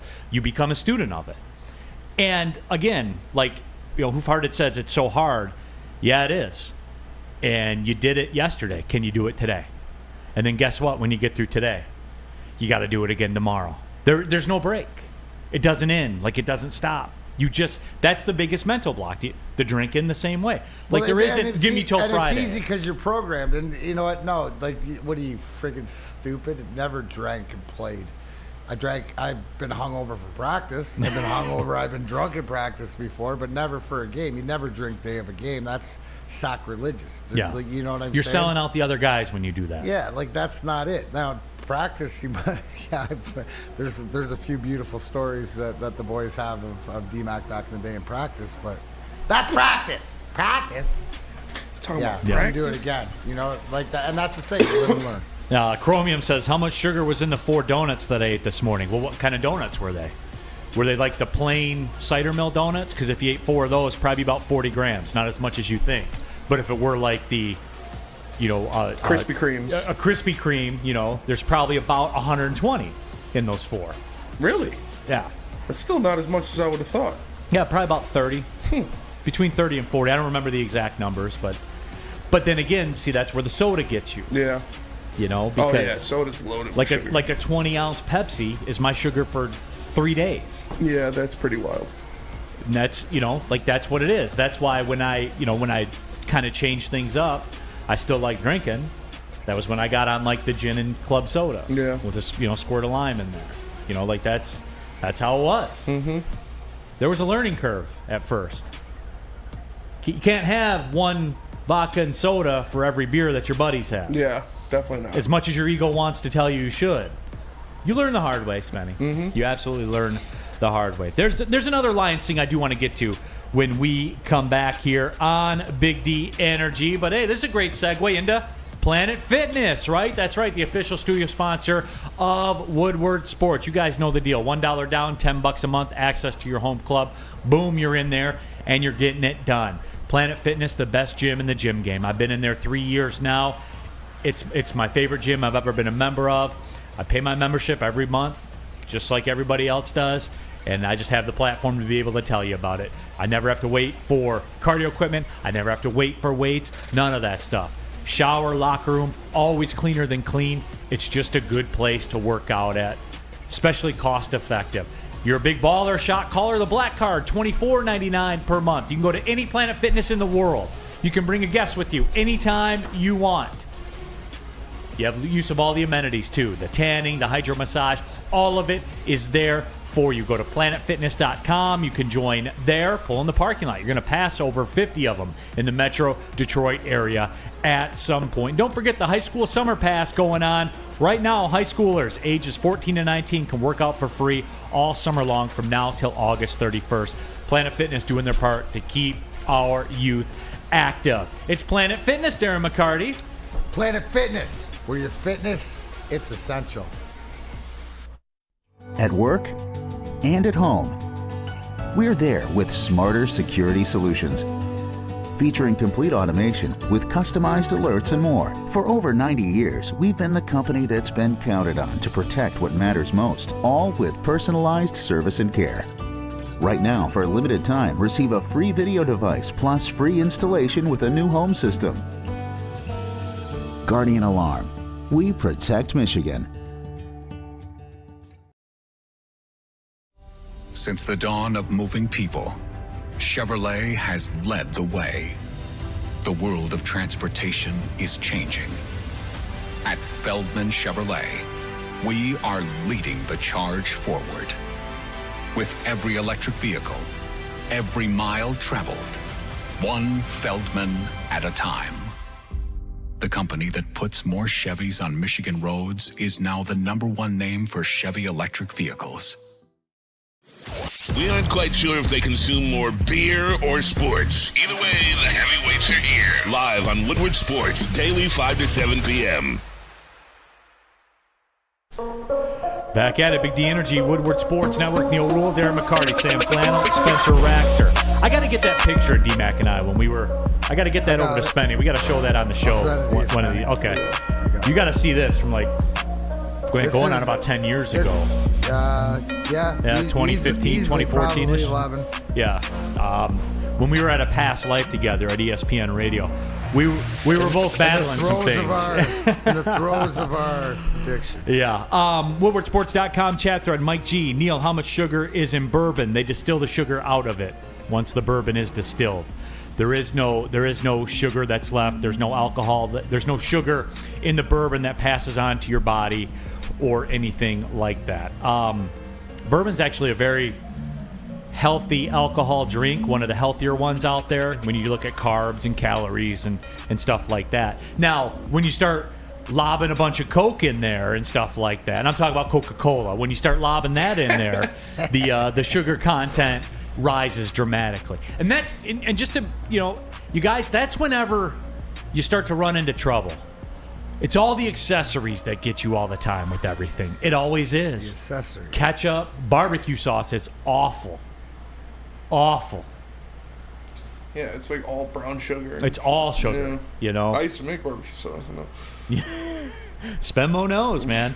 Spenmo absolutely knows. How you want me to set it, Spenny? You can just text it to me. So that's it. WoodwardSports.com. Is tequila the healthiest? That's what Mark Walston said. Because that'd be cool. I'd be good with that. The clears are better, generally. Gin. So I had a talk with the nutritionist. That's what kind of spurred all this on. And I told the nutrition, she's like, look, just be honest with me. I'm like, all right. So I laid it out, what I ate. And I said, look, I'm never going to stop drinking. I enjoy it too much. And she goes, okay, no problem. You can have as much gin or vodka and club soda as you want. Not tonic, club soda. Yeah. She said, you'll pass out before it becomes a caloric or a consumption issue. And I was like, okay, challenge accepted. And she was right. I said that little learning curve that we had to go through was a rough one. Yeah. It was a rough one, but we got it figured out. There. So we did have it. Austin Harris, how do I kick the energy drink habit and make my way towards coffee? You just stop with the energy drink and start with coffee, because that is because I drink. I listen, and where it's finding everybody, you got to find your own program and stuff like that. But anybody who knows me is that I drink coffee all day, Me too. every day, whatever like that. I'm lucky because I was introduced to my dad by my dad. If you're gonna drink coffee, you gotta drink it black. One of those things. So I've always drank it black, and so it was set up. It's just and it's baby steps. A lot of times it's progress, not perfection. If you're working towards it, a lot of things you can't just quit cold turkey or get to. So maybe it's limiting. Limiting a little bit of cream, little bit of sugar, and weaning yourself down just to see if that works. Yeah, it's not easy. There you go, Neal. Adam Baydoum. Oh, there it is. Yeah, we were going through some stuff back then, both of us, right then. So yeah, that was back in the ESPN radio days. We won something again. Can't remember. Yeah, was it a golf thing? It might have been a golf thing. Probably was. Now that I think about it. Yep. But yeah, we were going through some stuff back then, both of us. Adam Baydoun has chimed in. Confession. Yeah, I mean, look at that now. Look at that. Look at that on the camera now versus then. That is pretty incredible. Adam Baydoun has chimed in. Confession: I drink 4 Red Bulls a day and a half a case of Heineken. Sounds about right for him. Okay. Good. That explains a lot. Drinks all 4 Red Bulls before he goes on to Morning Wood at 8 in the morning. Yeah. Emerald Eyes says, "Ha Neal's chubby cheeks." That's what my wife said. She said I could have hit you with a pin and popped you. Yeah. So. Not no more. Rawr. Rawr. Super Saiyan Lion says, it looks like Neal's been doing a lot of cocaine. Yeah. Hey, man, you do what you got to do, right, to get through. But no, we were talking about the Detroit Lions, and it kind of spun into the weight discussion, everything like that. But I do want to touch on this, and we have a Pistons one of these to get to coming up in just a couple of minutes. Lions offensive tackle duo. Where do you rate it? Because you guys know where I am. And PFF, has him ranked number 3? Yep. I mean, I would be comfortable with them up to 2 on that list. And Lane Johnson is just that dude, so he's going to, outweigh any ranking system. Because give me Lane Johnson and any other able-bodied NFL player, and I would take that. But and Jordan Mailata's pretty good, too. No, he is. Yeah, he is. I don't have a beef with that list, D-Mac. I mean, that's about where I figured. Not at all. They're an elite unit. Right. That's exactly where it is. And top 5, top 3, whatever it is, got to go out and prove it. And I like it. Again, it goes to the fact of how we're being viewed from the rest of the country, from the rest of the NFL world, right? You're getting some due respect. When you throw Frank Ragnow in as your center, does that move you up to 2? Right? Because Philly, you're going to give Philly number 1 for sure. They've proven that, have they not? But you're arguably, I don't care if you're in the top 5, and you haven't won a playoff game, so you haven't proved it. So I don't think it's like, oh, you're number 3. Oh, you should be 2. No, you're up there. You're being talked about. That's number 1. They're in the waters, man. They're in the waters, right? And that's got everything to do with it. So the way that we see it here, the way we talk about it, the way you talk about Penei Sewell, right? The way we talk about Decker and Ragnow and our offensive line, it's the same way the rest of the country in the football world talks about our team. So we're not. That just lets you know that you're on point. That's now it. They got to go out and prove it. Because I know Sam Flannel disagrees with this, but I think the day is coming very soon where Penei Sewell will get to that Lane Johnson level, and as age catches up with Lane Johnson, even surpass him. I know Flannel hates that opinion, doesn't think that there's a chance that could happen, but I do. I think he's trending to be the best tackle in the NFL. You know what? I don't hate that opinion. I just think he's not quite there yet. But that's the key to the Detroit Lions actually getting to be the number 1 tackle duo if Penei Sewell becomes the Lane Johnson. Because we all know that Taylor Decker, he's the Mailata of the team. He's not really a guy who you can see as being an all-pro. He might make a Pro Bowl or 2, but he's very, very good, not great. It all depends on how Penei Sewell performs. And hey, I could see them getting as high as 2 on that list this year. I think that's their ceiling for now. But when the Philadelphia Eagles, especially Lane Johnson, who has had some injury issues, when he gets old and retires, maybe the Lions will be number 1. It all depends on Penei Sewell. Yeah, and again, we talk about it. Right. Hey, that's when it changed. The fact that Lane Johnson hasn't given up a quarterback pressure in 2 years, right? To your take that as he gets older, he's probably going to give one up, right? At some point. Okay, I'm just wondering how that's a bad take by you to say he's the best in the league. I just wondering how he's the best in the league. I did say Lane Johnson was the best in the league. You did. Maybe because I didn't say it like this. He didn't understand. It did not compute. It did not compute to the cat spot. The fact 9,000. that he is, but as he gets older, the odds are he'll probably relinquish one more pressure in his career. At some point. Because I know that Penei Sewell won't, especially to Micah Parsons. I have data to prove that, Flannel. Jesus. Micah Parsons is still a better player than Penei Sewell as of right now. It could change.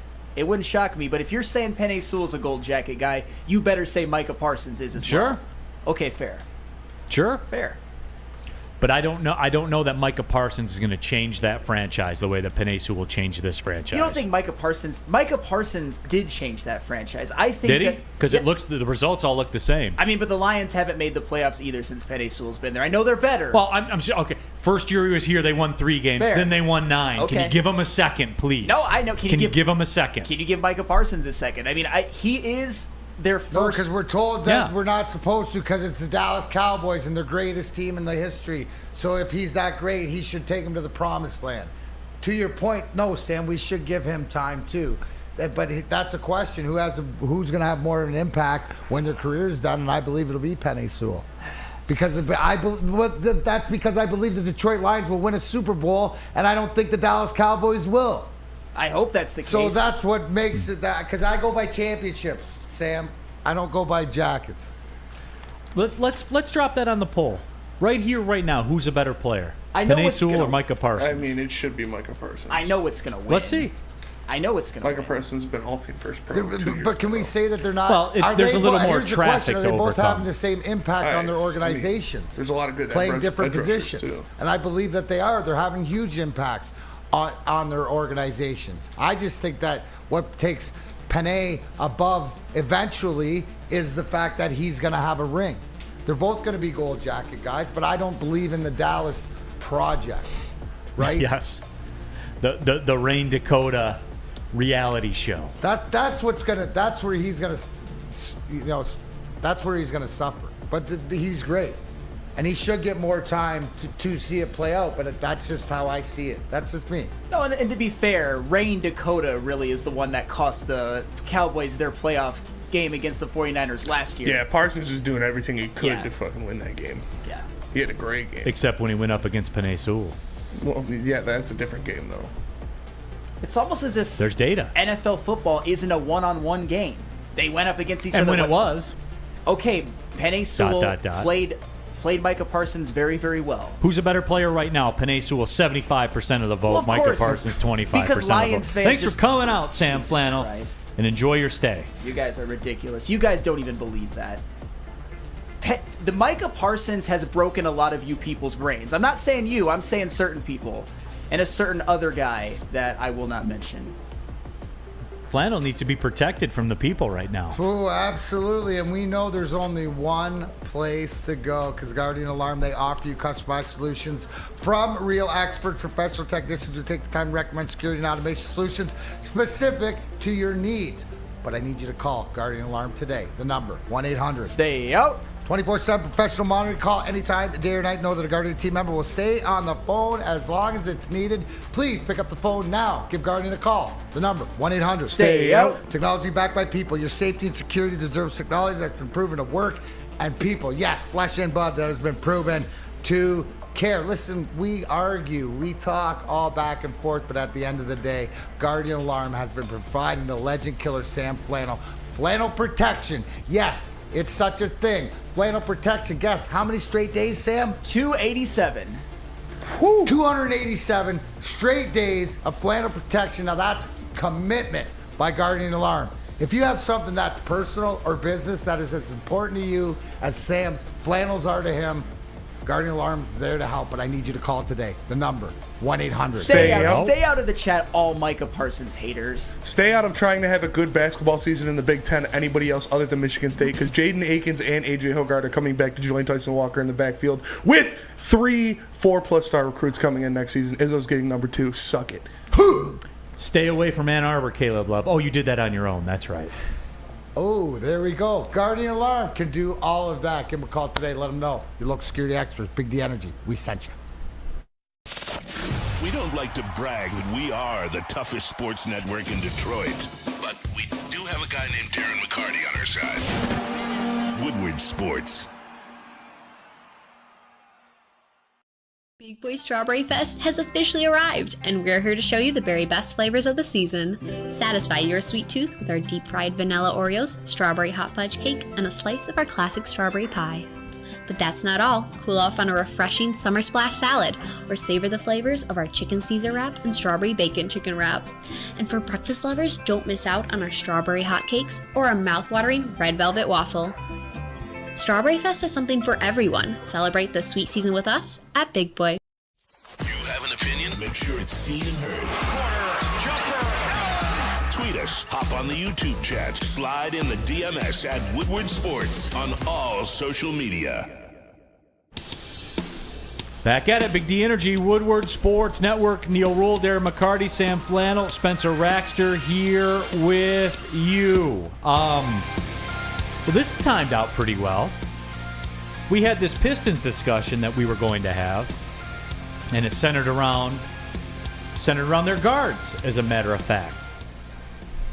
Shams Charania just tweeted 1 minute ago, the Detroit Pistons are seriously pursuing 2022 NBA Coach of the Year Monty Williams to be their new head coach and are preparing a significant offer. Thank God. James Edwards of The Athletic, our guy, says The Pistons are preparing to offer Williams in the range of $10 million per year, according to league sources.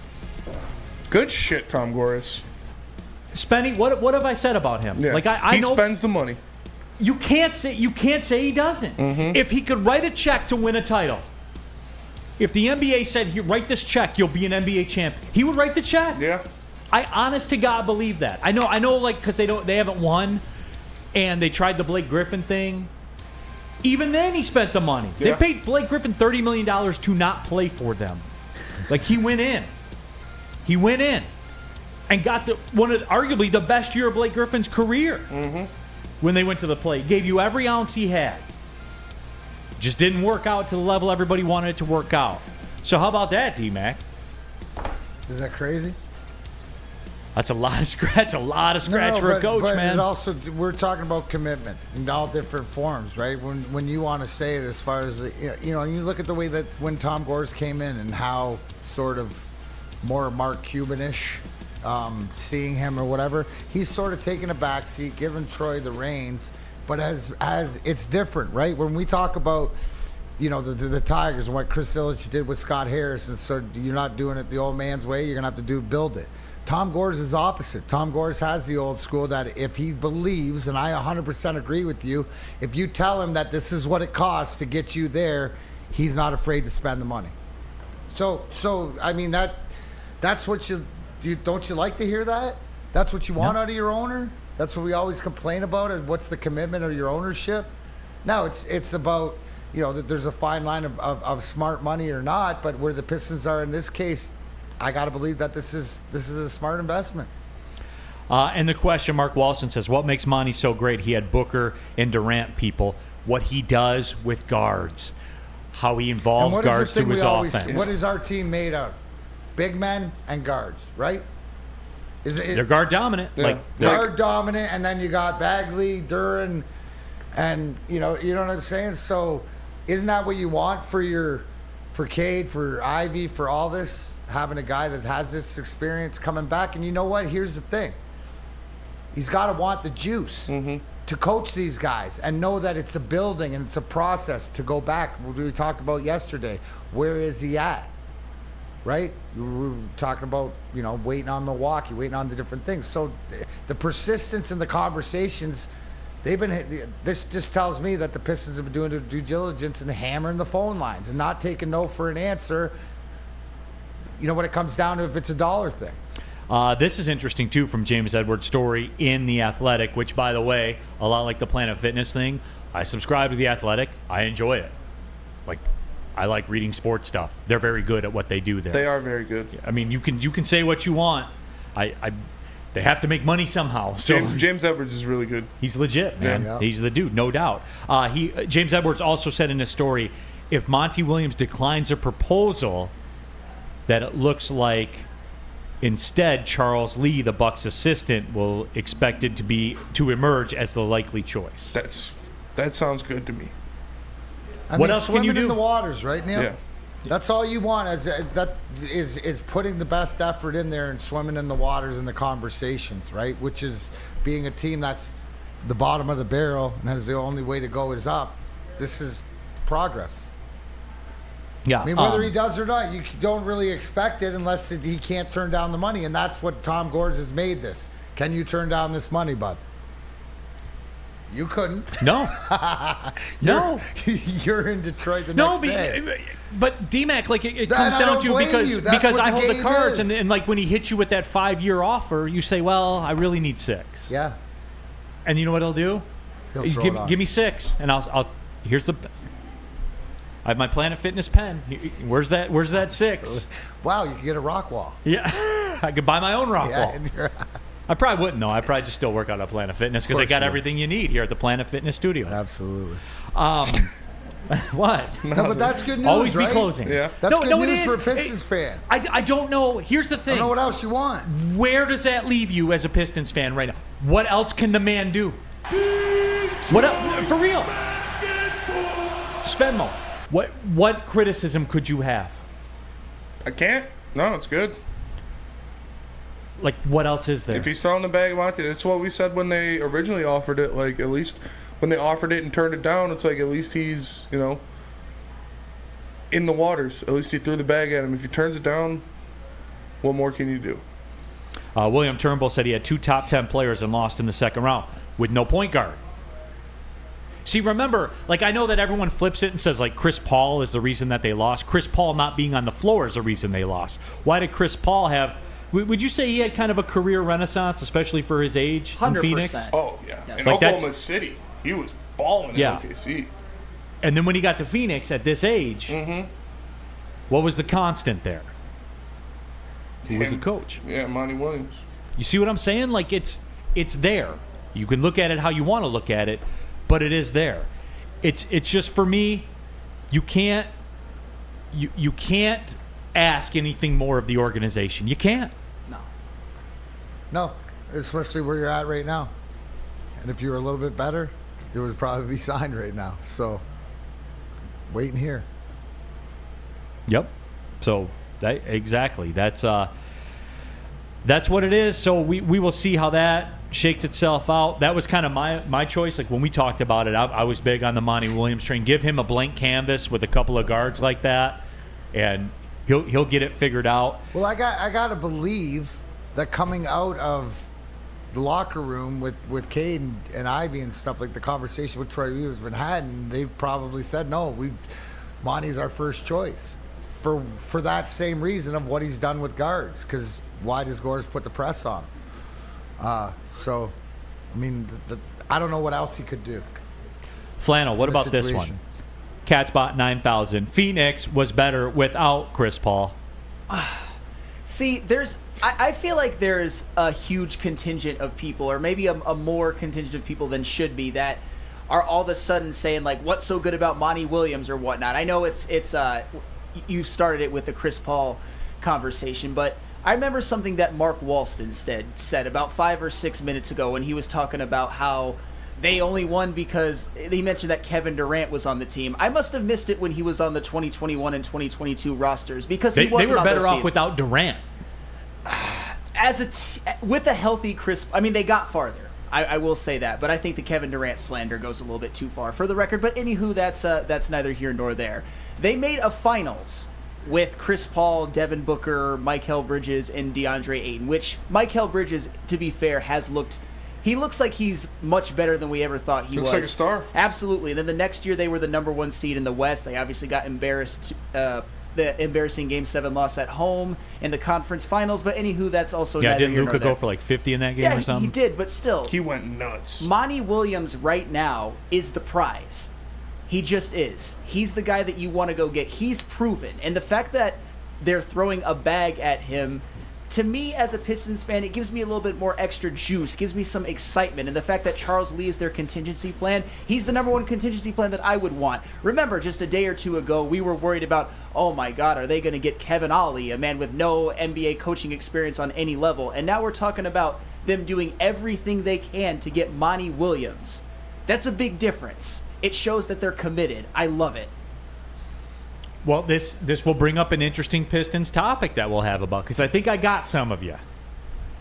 You're going to see what I mean when we come back after I tell you about the sports marketing agency that spread awareness about mental health and substance abuse. Their new podcast is called This is the S Word, helps fight the stigma associated with seeking help. If you're struggling or someone you know is struggling, go to thesportsma.com. Thesportsma.com, the sports marketing agency. They're here to help. A ton of fun, a ton of sports, and a ton of man meat. Welcome to the Woodward Heavyweights, live daily 5 to 7 p.m. on Woodward Sports. Introducing the Planet Fitness Guide to getting that post-workout glow. Step 1. What's your why? More epic energy? Better sleep? Blow off steam? Step 2. Join Planet Fitness for just $10 a month and get moving in our clean and spacious clubs. Step 3. Bask in that post-workout glow. Join Planet Fitness today for just $10 a month. Join today at any of the 50-plus Detroit area locations. We are the network for Detroit by Detroiters. Welcome to the Woodward Sports Network. Coming down the stretch, Big D Energy, Woodward Sports Network, Neal Ruhl, Darren McCarty, Sam Flannel, Spencer Raxter here with you. We were just talking about some breaking Pistons news. James Edwards of The Athletic reporting that the Pistons are prepared to offer Monty Williams around $10 million per year to be the next Pistons coach. We'll keep you updated and see how that plays itself out. But it interrupted something that I found on Woodward Sports Facebook account yesterday that kind of came across my timeline when I popped on there. And to be honest with you, I was stunned at what I read, at least what the people thought. And this was a graphic we put out yesterday about the Pistons' backcourt. Of course, Cade Cunningham, Jaden Ivey. Where do they rank? You know, obviously, Cade Cunningham, number 1 overall pick. Jaden Ivey, the NBA All-Rookie team last year as well. Where do they rank? And D-Mac, I'm not asking you for like a nuts and bolts breakdown or anything like that. In your gut, do you feel good about the backcourt for the Pistons? Yeah, I like it, but it's on a burr. It's more of like the seeds have just popped and you just planted it, and it's what you expect they can become in the future. They're not, they're not there yet. It's all about what I expect them to be and the talent that they have, but right now they haven't played together enough. I mean, they're like, so I could speculate that they're going to be good, but it's going to take some time to play together and develop like stuff like that. So they're not even close yet, to being in a conversation, because don't you have to have a minimum amount of games played together? Right. I like our 3. Like if going into the season, or we're building around Ivy, Cunningham, and Darren, that's awesome if that's what I have. But I'm not in a position not to look around elsewhere to see, if you're asking me, are these the end-all be-all guys to me? No, because you're last place. Are you happy? What? Are you happy? I'd be happy. I'd be happy to let these guys confident? Go out. No, because here's the thing. What am I looking for this year? That development, the stuff that we were supposed to have last year, the stuff that was supposed to be churning, right? Just like the Red Wings are churning. So I'm willing to give these guys an opportunity because I haven't seen it. It's inconclusive. Flannel, where are you at with the Pistons backcourt right now? I would consider them very up and coming and promising if we were ranking them amongst all the league backcourts. So you're content? I'm with you, Yeah, Sam. just up and coming and promising. I don't know if there's a ranking that they can fit in. They would be in a tier, if that makes sense. But they haven't played a lot of games together, so there's still an element of wait and see. But I like what I've seen from both, at least on individual levels. So you figure that the future is promising? Sure, yeah. Okay. Spenmo? Yes. Same? Yeah. Because when we put that out on our Facebook accounts, they got killed. Ivy and Cade Cunningham. I mean, just people, I haven't seen anything, so no. I've got nothing to go off of. They're bust. Like, it was aggressive. It was, like, real aggressive. So I got to thinking. And, oh, by the way, too, we'll address this coming up in just a couple of minutes. The Brandon Katz with the Phoenix was struggling against the Clippers before Leonard got hurt too. I'll address that in a minute. Make sure that you remind me to touch on that. Okay, so that's fine. That's the way people thought. They had kind of a negative outlook on it, calling them bust, things like that. Okay, so then here's the deal, everybody. I'll give you this right now, because it looks like the Tatum thing is going to happen in Boston. They're going to keep Tatum. However, there was some discussion about, is Jaylen Brown going to be that guy? So what if I were to offer you're Boston. If I were to offer you, I was going to give you, say, Ivy, number 5, and Bojan for Brown. Where's that Planet Fitness pen? You're signing right now for Hell that. yeah. Giving him the deal? Would you do that if you were Boston? No. No. Would you do that if you were Boston? Not enough. No, if I were Boston, I would demand Cade Cunningham over Jaden Ivey. But if I were the Pistons, I would take that deal for Jaylen Brown if all I had to give up was Jaden Ivey, the number 5, and Bojan. Yeah. I would feel like I fleeced him. Would fans do that? No. Right now, let's do the poll. But quick poll. It sounds like the fans that were dogging these guys that you're talking about, who I don't know, which is frustration. Yeah. Would have to do that. Would you do Ivy, number 5, and Bojan for Jaylen Brown? Like, that's a no-brainer on the Pistons end. Absolutely. Joey 2 times, pass. Donovan Strong, nah, I'm good. Adoka made Boston an elite team. So, all right, we'll take it to the streets. Would you do that deal? And the reason I'm doing this is because I want to know. 20 votes in, no. 57%, yes. 43%. And again, I'm just flashing this for a minute. No, 64%. Yes, Damn. 36%. So then somebody's lying. Either you like the backcourt or you don't. Because I'm giving you a way out. And much like the Monty Williams thing, guys, then what's your play? Like for the Brandons of the room, they'll be like, no, I'm good with Monty Williams. Then who's your coach? Who are you going to go get that's out there that's available? Please enlighten me. Tell me what the move is. Like, Jesus, man. They're going to go get a guy that was the coach of the year, that has a proven track record at the guard position. This team, people seem to think they have elite guards, right? They won't trade any of them.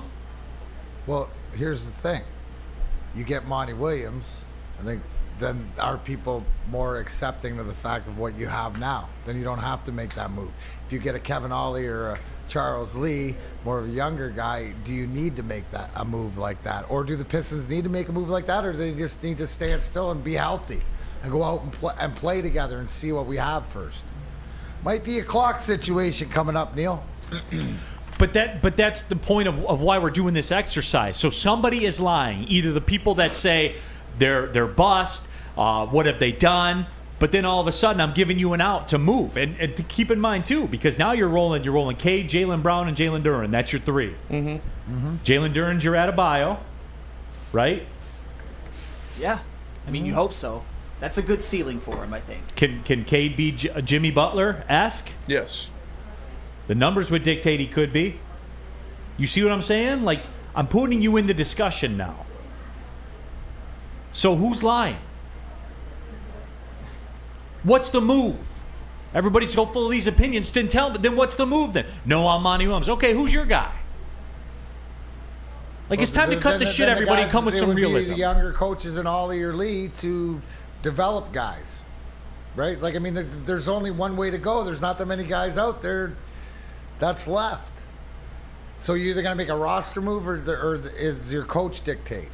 I'm willing to give it another year. I'm hoping to get these guys all on the court to see what we have. And I'm with you. I mean, yeah, the Jaylen Brown thing, that's my fastest path, I guess, to doing it. But again, you go the Monty Williams route, then we'll see how it all shakes out. Because again, he's got a proven track record with what he does. You can cherry pick an argument and say, well, they lost on a night where Luka Doncic went crazy. Lots of teams are going to lose on a night when Luka Doncic goes crazy. Just so happened it was a Game 7 on the road. Yeah, to be fair, it was in pretty embarrassing fashion. But still, he led him to a finals, and then the next year he led them to the best record in the NBA. He's proven. That's the thing. You rarely get a coach who has that much success that gets fired and is available, especially for a team that's coming off 17 wins. The Pistons and all Pistons fans should be thankful and grateful if Monty Williams graces them with his presence, not the other way around. Sue Yu says, Weaver better not be that dumb. Jaylen Brown won't win you a championship. Okay, so then you like the guard combo then. Because that's not what I was told. Like, which is it? Like, we're always put in this spot, right, where we have to have a take and we have to have an opinion on it. So I'm turning the tables then. Which is it? So then I take it people are happy. Especially if they go get Monty Williams, they have Jalen and Cade and Duren. Then we're happy, right? Yeah, I would caution people against going off of this conference finals, in which Jaylen Brown, I would say it's fair to say he did choke. But he's also young, and he's coming off of a second-team All-NBA season, in a season in which he averaged 27, 7, and 4 on 49% shooting. And you would think he is ascending. So don't just give me the whole, Jaylen Brown isn't a winning player, or Jaylen Brown sucks, or you can't win with Jaylen Brown. You can if you, he's probably not going to be your number one if you surround him with other pieces. He's a damn good player, and it's something that the Pistons should consider, especially if they only have to give up Jaden Ivey Boy onto the number 5. He was a top 10 player in the NBA this year. By definition, yes. So you know what I'm saying? Like, and we're going to do this conversation with the Red Wings coming up in a couple of minutes, D-Mac. Absolutely. You know what I'm saying? Like, what's the move then? Because at some point you got to trade. If you want, like, it's almost like Michigan football fans that want to go through a season, never play anybody, and then get shocked when they lose when they have to play somebody. Like, it can't be like the road just can't be easy all the time. Sometimes you got to make a hard choice. It's not going to be that way this year. I know. They turned it around. I know. Hey, it's not going to be that way in the regular. It will be that way in the regular season again. Oh yeah, if they lose a game in the regular season, it's a disaster. That's the price of having a schedule which is, dare I say, favorable. No, Favorable. are we not having this? We're going to have the same exact conversation when college football playoffs come around again about is Michigan prepared to play in the playoff? It's every year it's the same thing because of the schedule. Oh, they didn't face any. I mean, it's always the same thing. How you get to the next level. Flannel, since you brought it up, would you do Cade number 5 and Bojan? No, I value. So that's the line. I wouldn't. I'm either. not trading Cade for I'm him. not trading Okay. Cade. No. I value Cade a lot more than Ivy. I don't think that Ivy is going to be a star. I mean, I think he can be very, very good, but Cade is taller. He's a better playmaker. He's a better defender. I think he's a much better player going forward than Jaden Ivey, but that's just me. You know what's interesting about it? I think that if they win, when they win, they'll win because of Jalen Duren. They'll win because of him. I mean, he's going to be a big piece. If he's the third best player on a championship team, I could see it. I could definitely see it. He is your Bam Adebayo, man. Yep. And That's you a better good hope that he ceiling is. for him. And like you said, when you mentioned Cade Cunningham, the ability to be a Jimmy Butler, that's exact. That Miami team is who this team, Pistons team, I would say, wants to become. Yeah, so and it was an interesting discussion. I just wanted to see where the people were at. Most people here are saying that they're happy. And, okay, that's what I wanted to know. You know what else makes them happy, Neal? How would you like to Haircuts? win a new vehicle for you and a friend? That's right, a new car for you and your wife, girlfriend, or best bud. Just get to Lady Jane's and automatically register for your chance to win, courtesy of Les Stanford, Buick GMC of Ferndale. Lady Jane's Haircuts for Men, open 7 days a week, walk in anytime. It's wicked awesome. It's a great day to get some Centron in your life. Okay. There it is. Centron, here we go. Gotta grab the cranberry. Oh wait, it's 2 for $4. Gotta double up with the classic as well. Centron World, baby. Centron, available at select Kroger's, and if you wanna know how, go to @CentronWorld.com. You get dope like me. You know what? Why wait?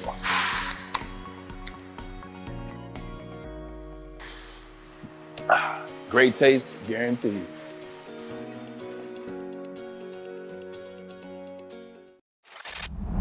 Love Woodward Sports? Love wearing clothes? Then you should be wearing Woodward Sports clothes. Check out our full line of merch at woodwardsports.com. Just click on shop. We have all your favorite designs, like Dan Campbell kneecaps, Woodward golf, and of course, our own logoed out merchandise. Men, women, infants, kids all love Woodward Sports. Impress your friends. Impress your boss. Impress your dog. Buy Woodward Sports merch today.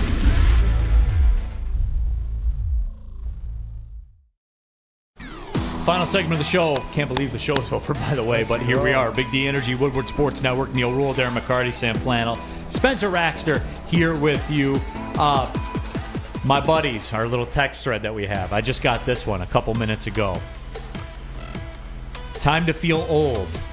Pat Riley has been with the Miami Heat for 28 years this year. Remember when he was with the Lakers as the head coach? That was over 30 years ago. GD, we are old. Pat Riley's been with the Heat for 28 years. Yeah, he's been there my whole life. And you don't know, like Spenny's the generation that is like, I heard he was a Lakers guy. You know, we grew up Showtime era and stuff like this, but he's always been a Miami Heat dude. That's crazy. Spencer Raxter identifies him as a Miami Heat executive. Yeah, for sure. Spenny's not like the young pup around here. Yeah. He's been there my whole life, 26 years. And before then, he already had a Hall of Fame career. He's had a hell of a basketball life. I mean, it was time with the Lakers, and he coaches the Knicks, and then He's sort of the architect of the Heat culture, and they've won 3 championships under his tutelage. That's elite. He's an all-time great. And he just sat there in Miami getting more and more tan. Good for him. Good for him. Like, I don't know what it is. Like, with him... The life of Riley. Yeah, you know, like, with him, I'm okay. Like, with the Lakers thing and stuff like that. You know what it was about him? I always go back to that clip when the Pistons finally beat them, and it was apparent they were going to beat them. And he said... Because all the LA media was asking him, they're like, what was the problem today? You know, why did you lose? And he's like, the Detroit Pistons were our problem. They kicked our ass tonight. And that was it. Gave him the props when nobody would give Detroit props no matter what, right? That always went a long way with me, and I don't know why. It's like our biggest problem was the Detroit Pistons. They kicked our ass tonight. And everyone's mind was blown. They're like, what? How can that be? They were better. They were better, yeah. Well, it was a sweep. Yeah. But that man is the tannest person of all time. You know what? Mike G says, ask D-Mac, can we get Mitch Marner in a trade? You know what? Great segue till tomorrow. We have to spend a little bit more time on this. But I'm going to leave you guys with this, right? We could talk all you want, and I'll give you my prognostication of what will happen. But really, the Tuesday after the draft, or whatever it is, the NHL draft, I will have the soliloquy for you, because for me, just a little bit of a tomorrow, if you tune in, I'm putting you on the spot, D-Mac. Is a huge part, and Mike G, the name Mitch Marner, is in my mouth. Okay, so to speak. Because I'm going to do the same discussion. He's one of those guys that could be out there now. Here's the other thing, Neal. Doesn't matter. Like, I see it. I don't know if Stevie likes it. See, I don't know any of these guys who he likes. It goes to the preface as if he approves of. You put my clock into your mouth. And you know what? That seems like we might have to develop a Pistons clock, depending on who the new coach is. So thank you, D-Mac, for reminding me. Big old clock. I'm going to put you on the spot, D-Mac, and the same questions I asked, I'm going to ask you. Give me the move. I do. I have the moves. Okay. I have all the moves. I can't wait to hear But I'm not pulling the trigger, so that's why Stevie's in charge. Yeah, I can't wait to hear it. And that is some of the things that we will be discussing tomorrow. Anything else? Got anything for the good of the group? AJ Hogard and Jaden Akins coming back to MSU. Both of them said today, joining Tyson Walker in that backcourt. There was discussion that they were going to leave? Or? Yeah. Really? Yeah, Jaden Akins declared for the draft. Oh, yeah, I knew his him. eligibility. But he's back officially now. And they're adding Jeremy Fears. Xavier Booker was on campus yesterday. What was Hogard's deal? I think same thing. He was just testing the waters. For the NBA? You breaking up over there, Spenny? Oh, yeah. I just hear you dropping names, and I just, they're going to be so good stoked. next year. Are you stoked? I'm extremely stoked. Extremely stoked. Are you More bricked? stoked for the Lions Bricked. or more stoked for bricked. your Sparties? Oh, that's a good one. That's tough. Probably more stoked for your Sparties because it's a little bit more unknown. Yeah. I think you're developing into what you know these lines are becoming. Are you resting right now, Spenny? Because you're talking about being bricked from a period of July until March. Oh, I'm bricked. I'll just watch Colin Carr and Xavier Booker and Jeremy Fears highlights the entire time. That's a long time Stay to be bricked. Are you up for that challenge? Have you seen Colin Carr highlights? They'll keep you bricked. The dude's a freak of nature. Listen, be careful outside with the mosquitoes. You don't want to be too bricked for that. Yeah, all right? that's a good point. You don't want to give them any feasting grounds. That's a good point. Exactly. Oh, man. God that would be damn. awful. I think that's a good place to That's stop. a great way to end. For Darren McCarty, Sam Flannel, Spencer Raxter, my name's Neal Ruhl. Thanks for tapping in to Big D Energy on the Woodward Sports Network. Well, see you later.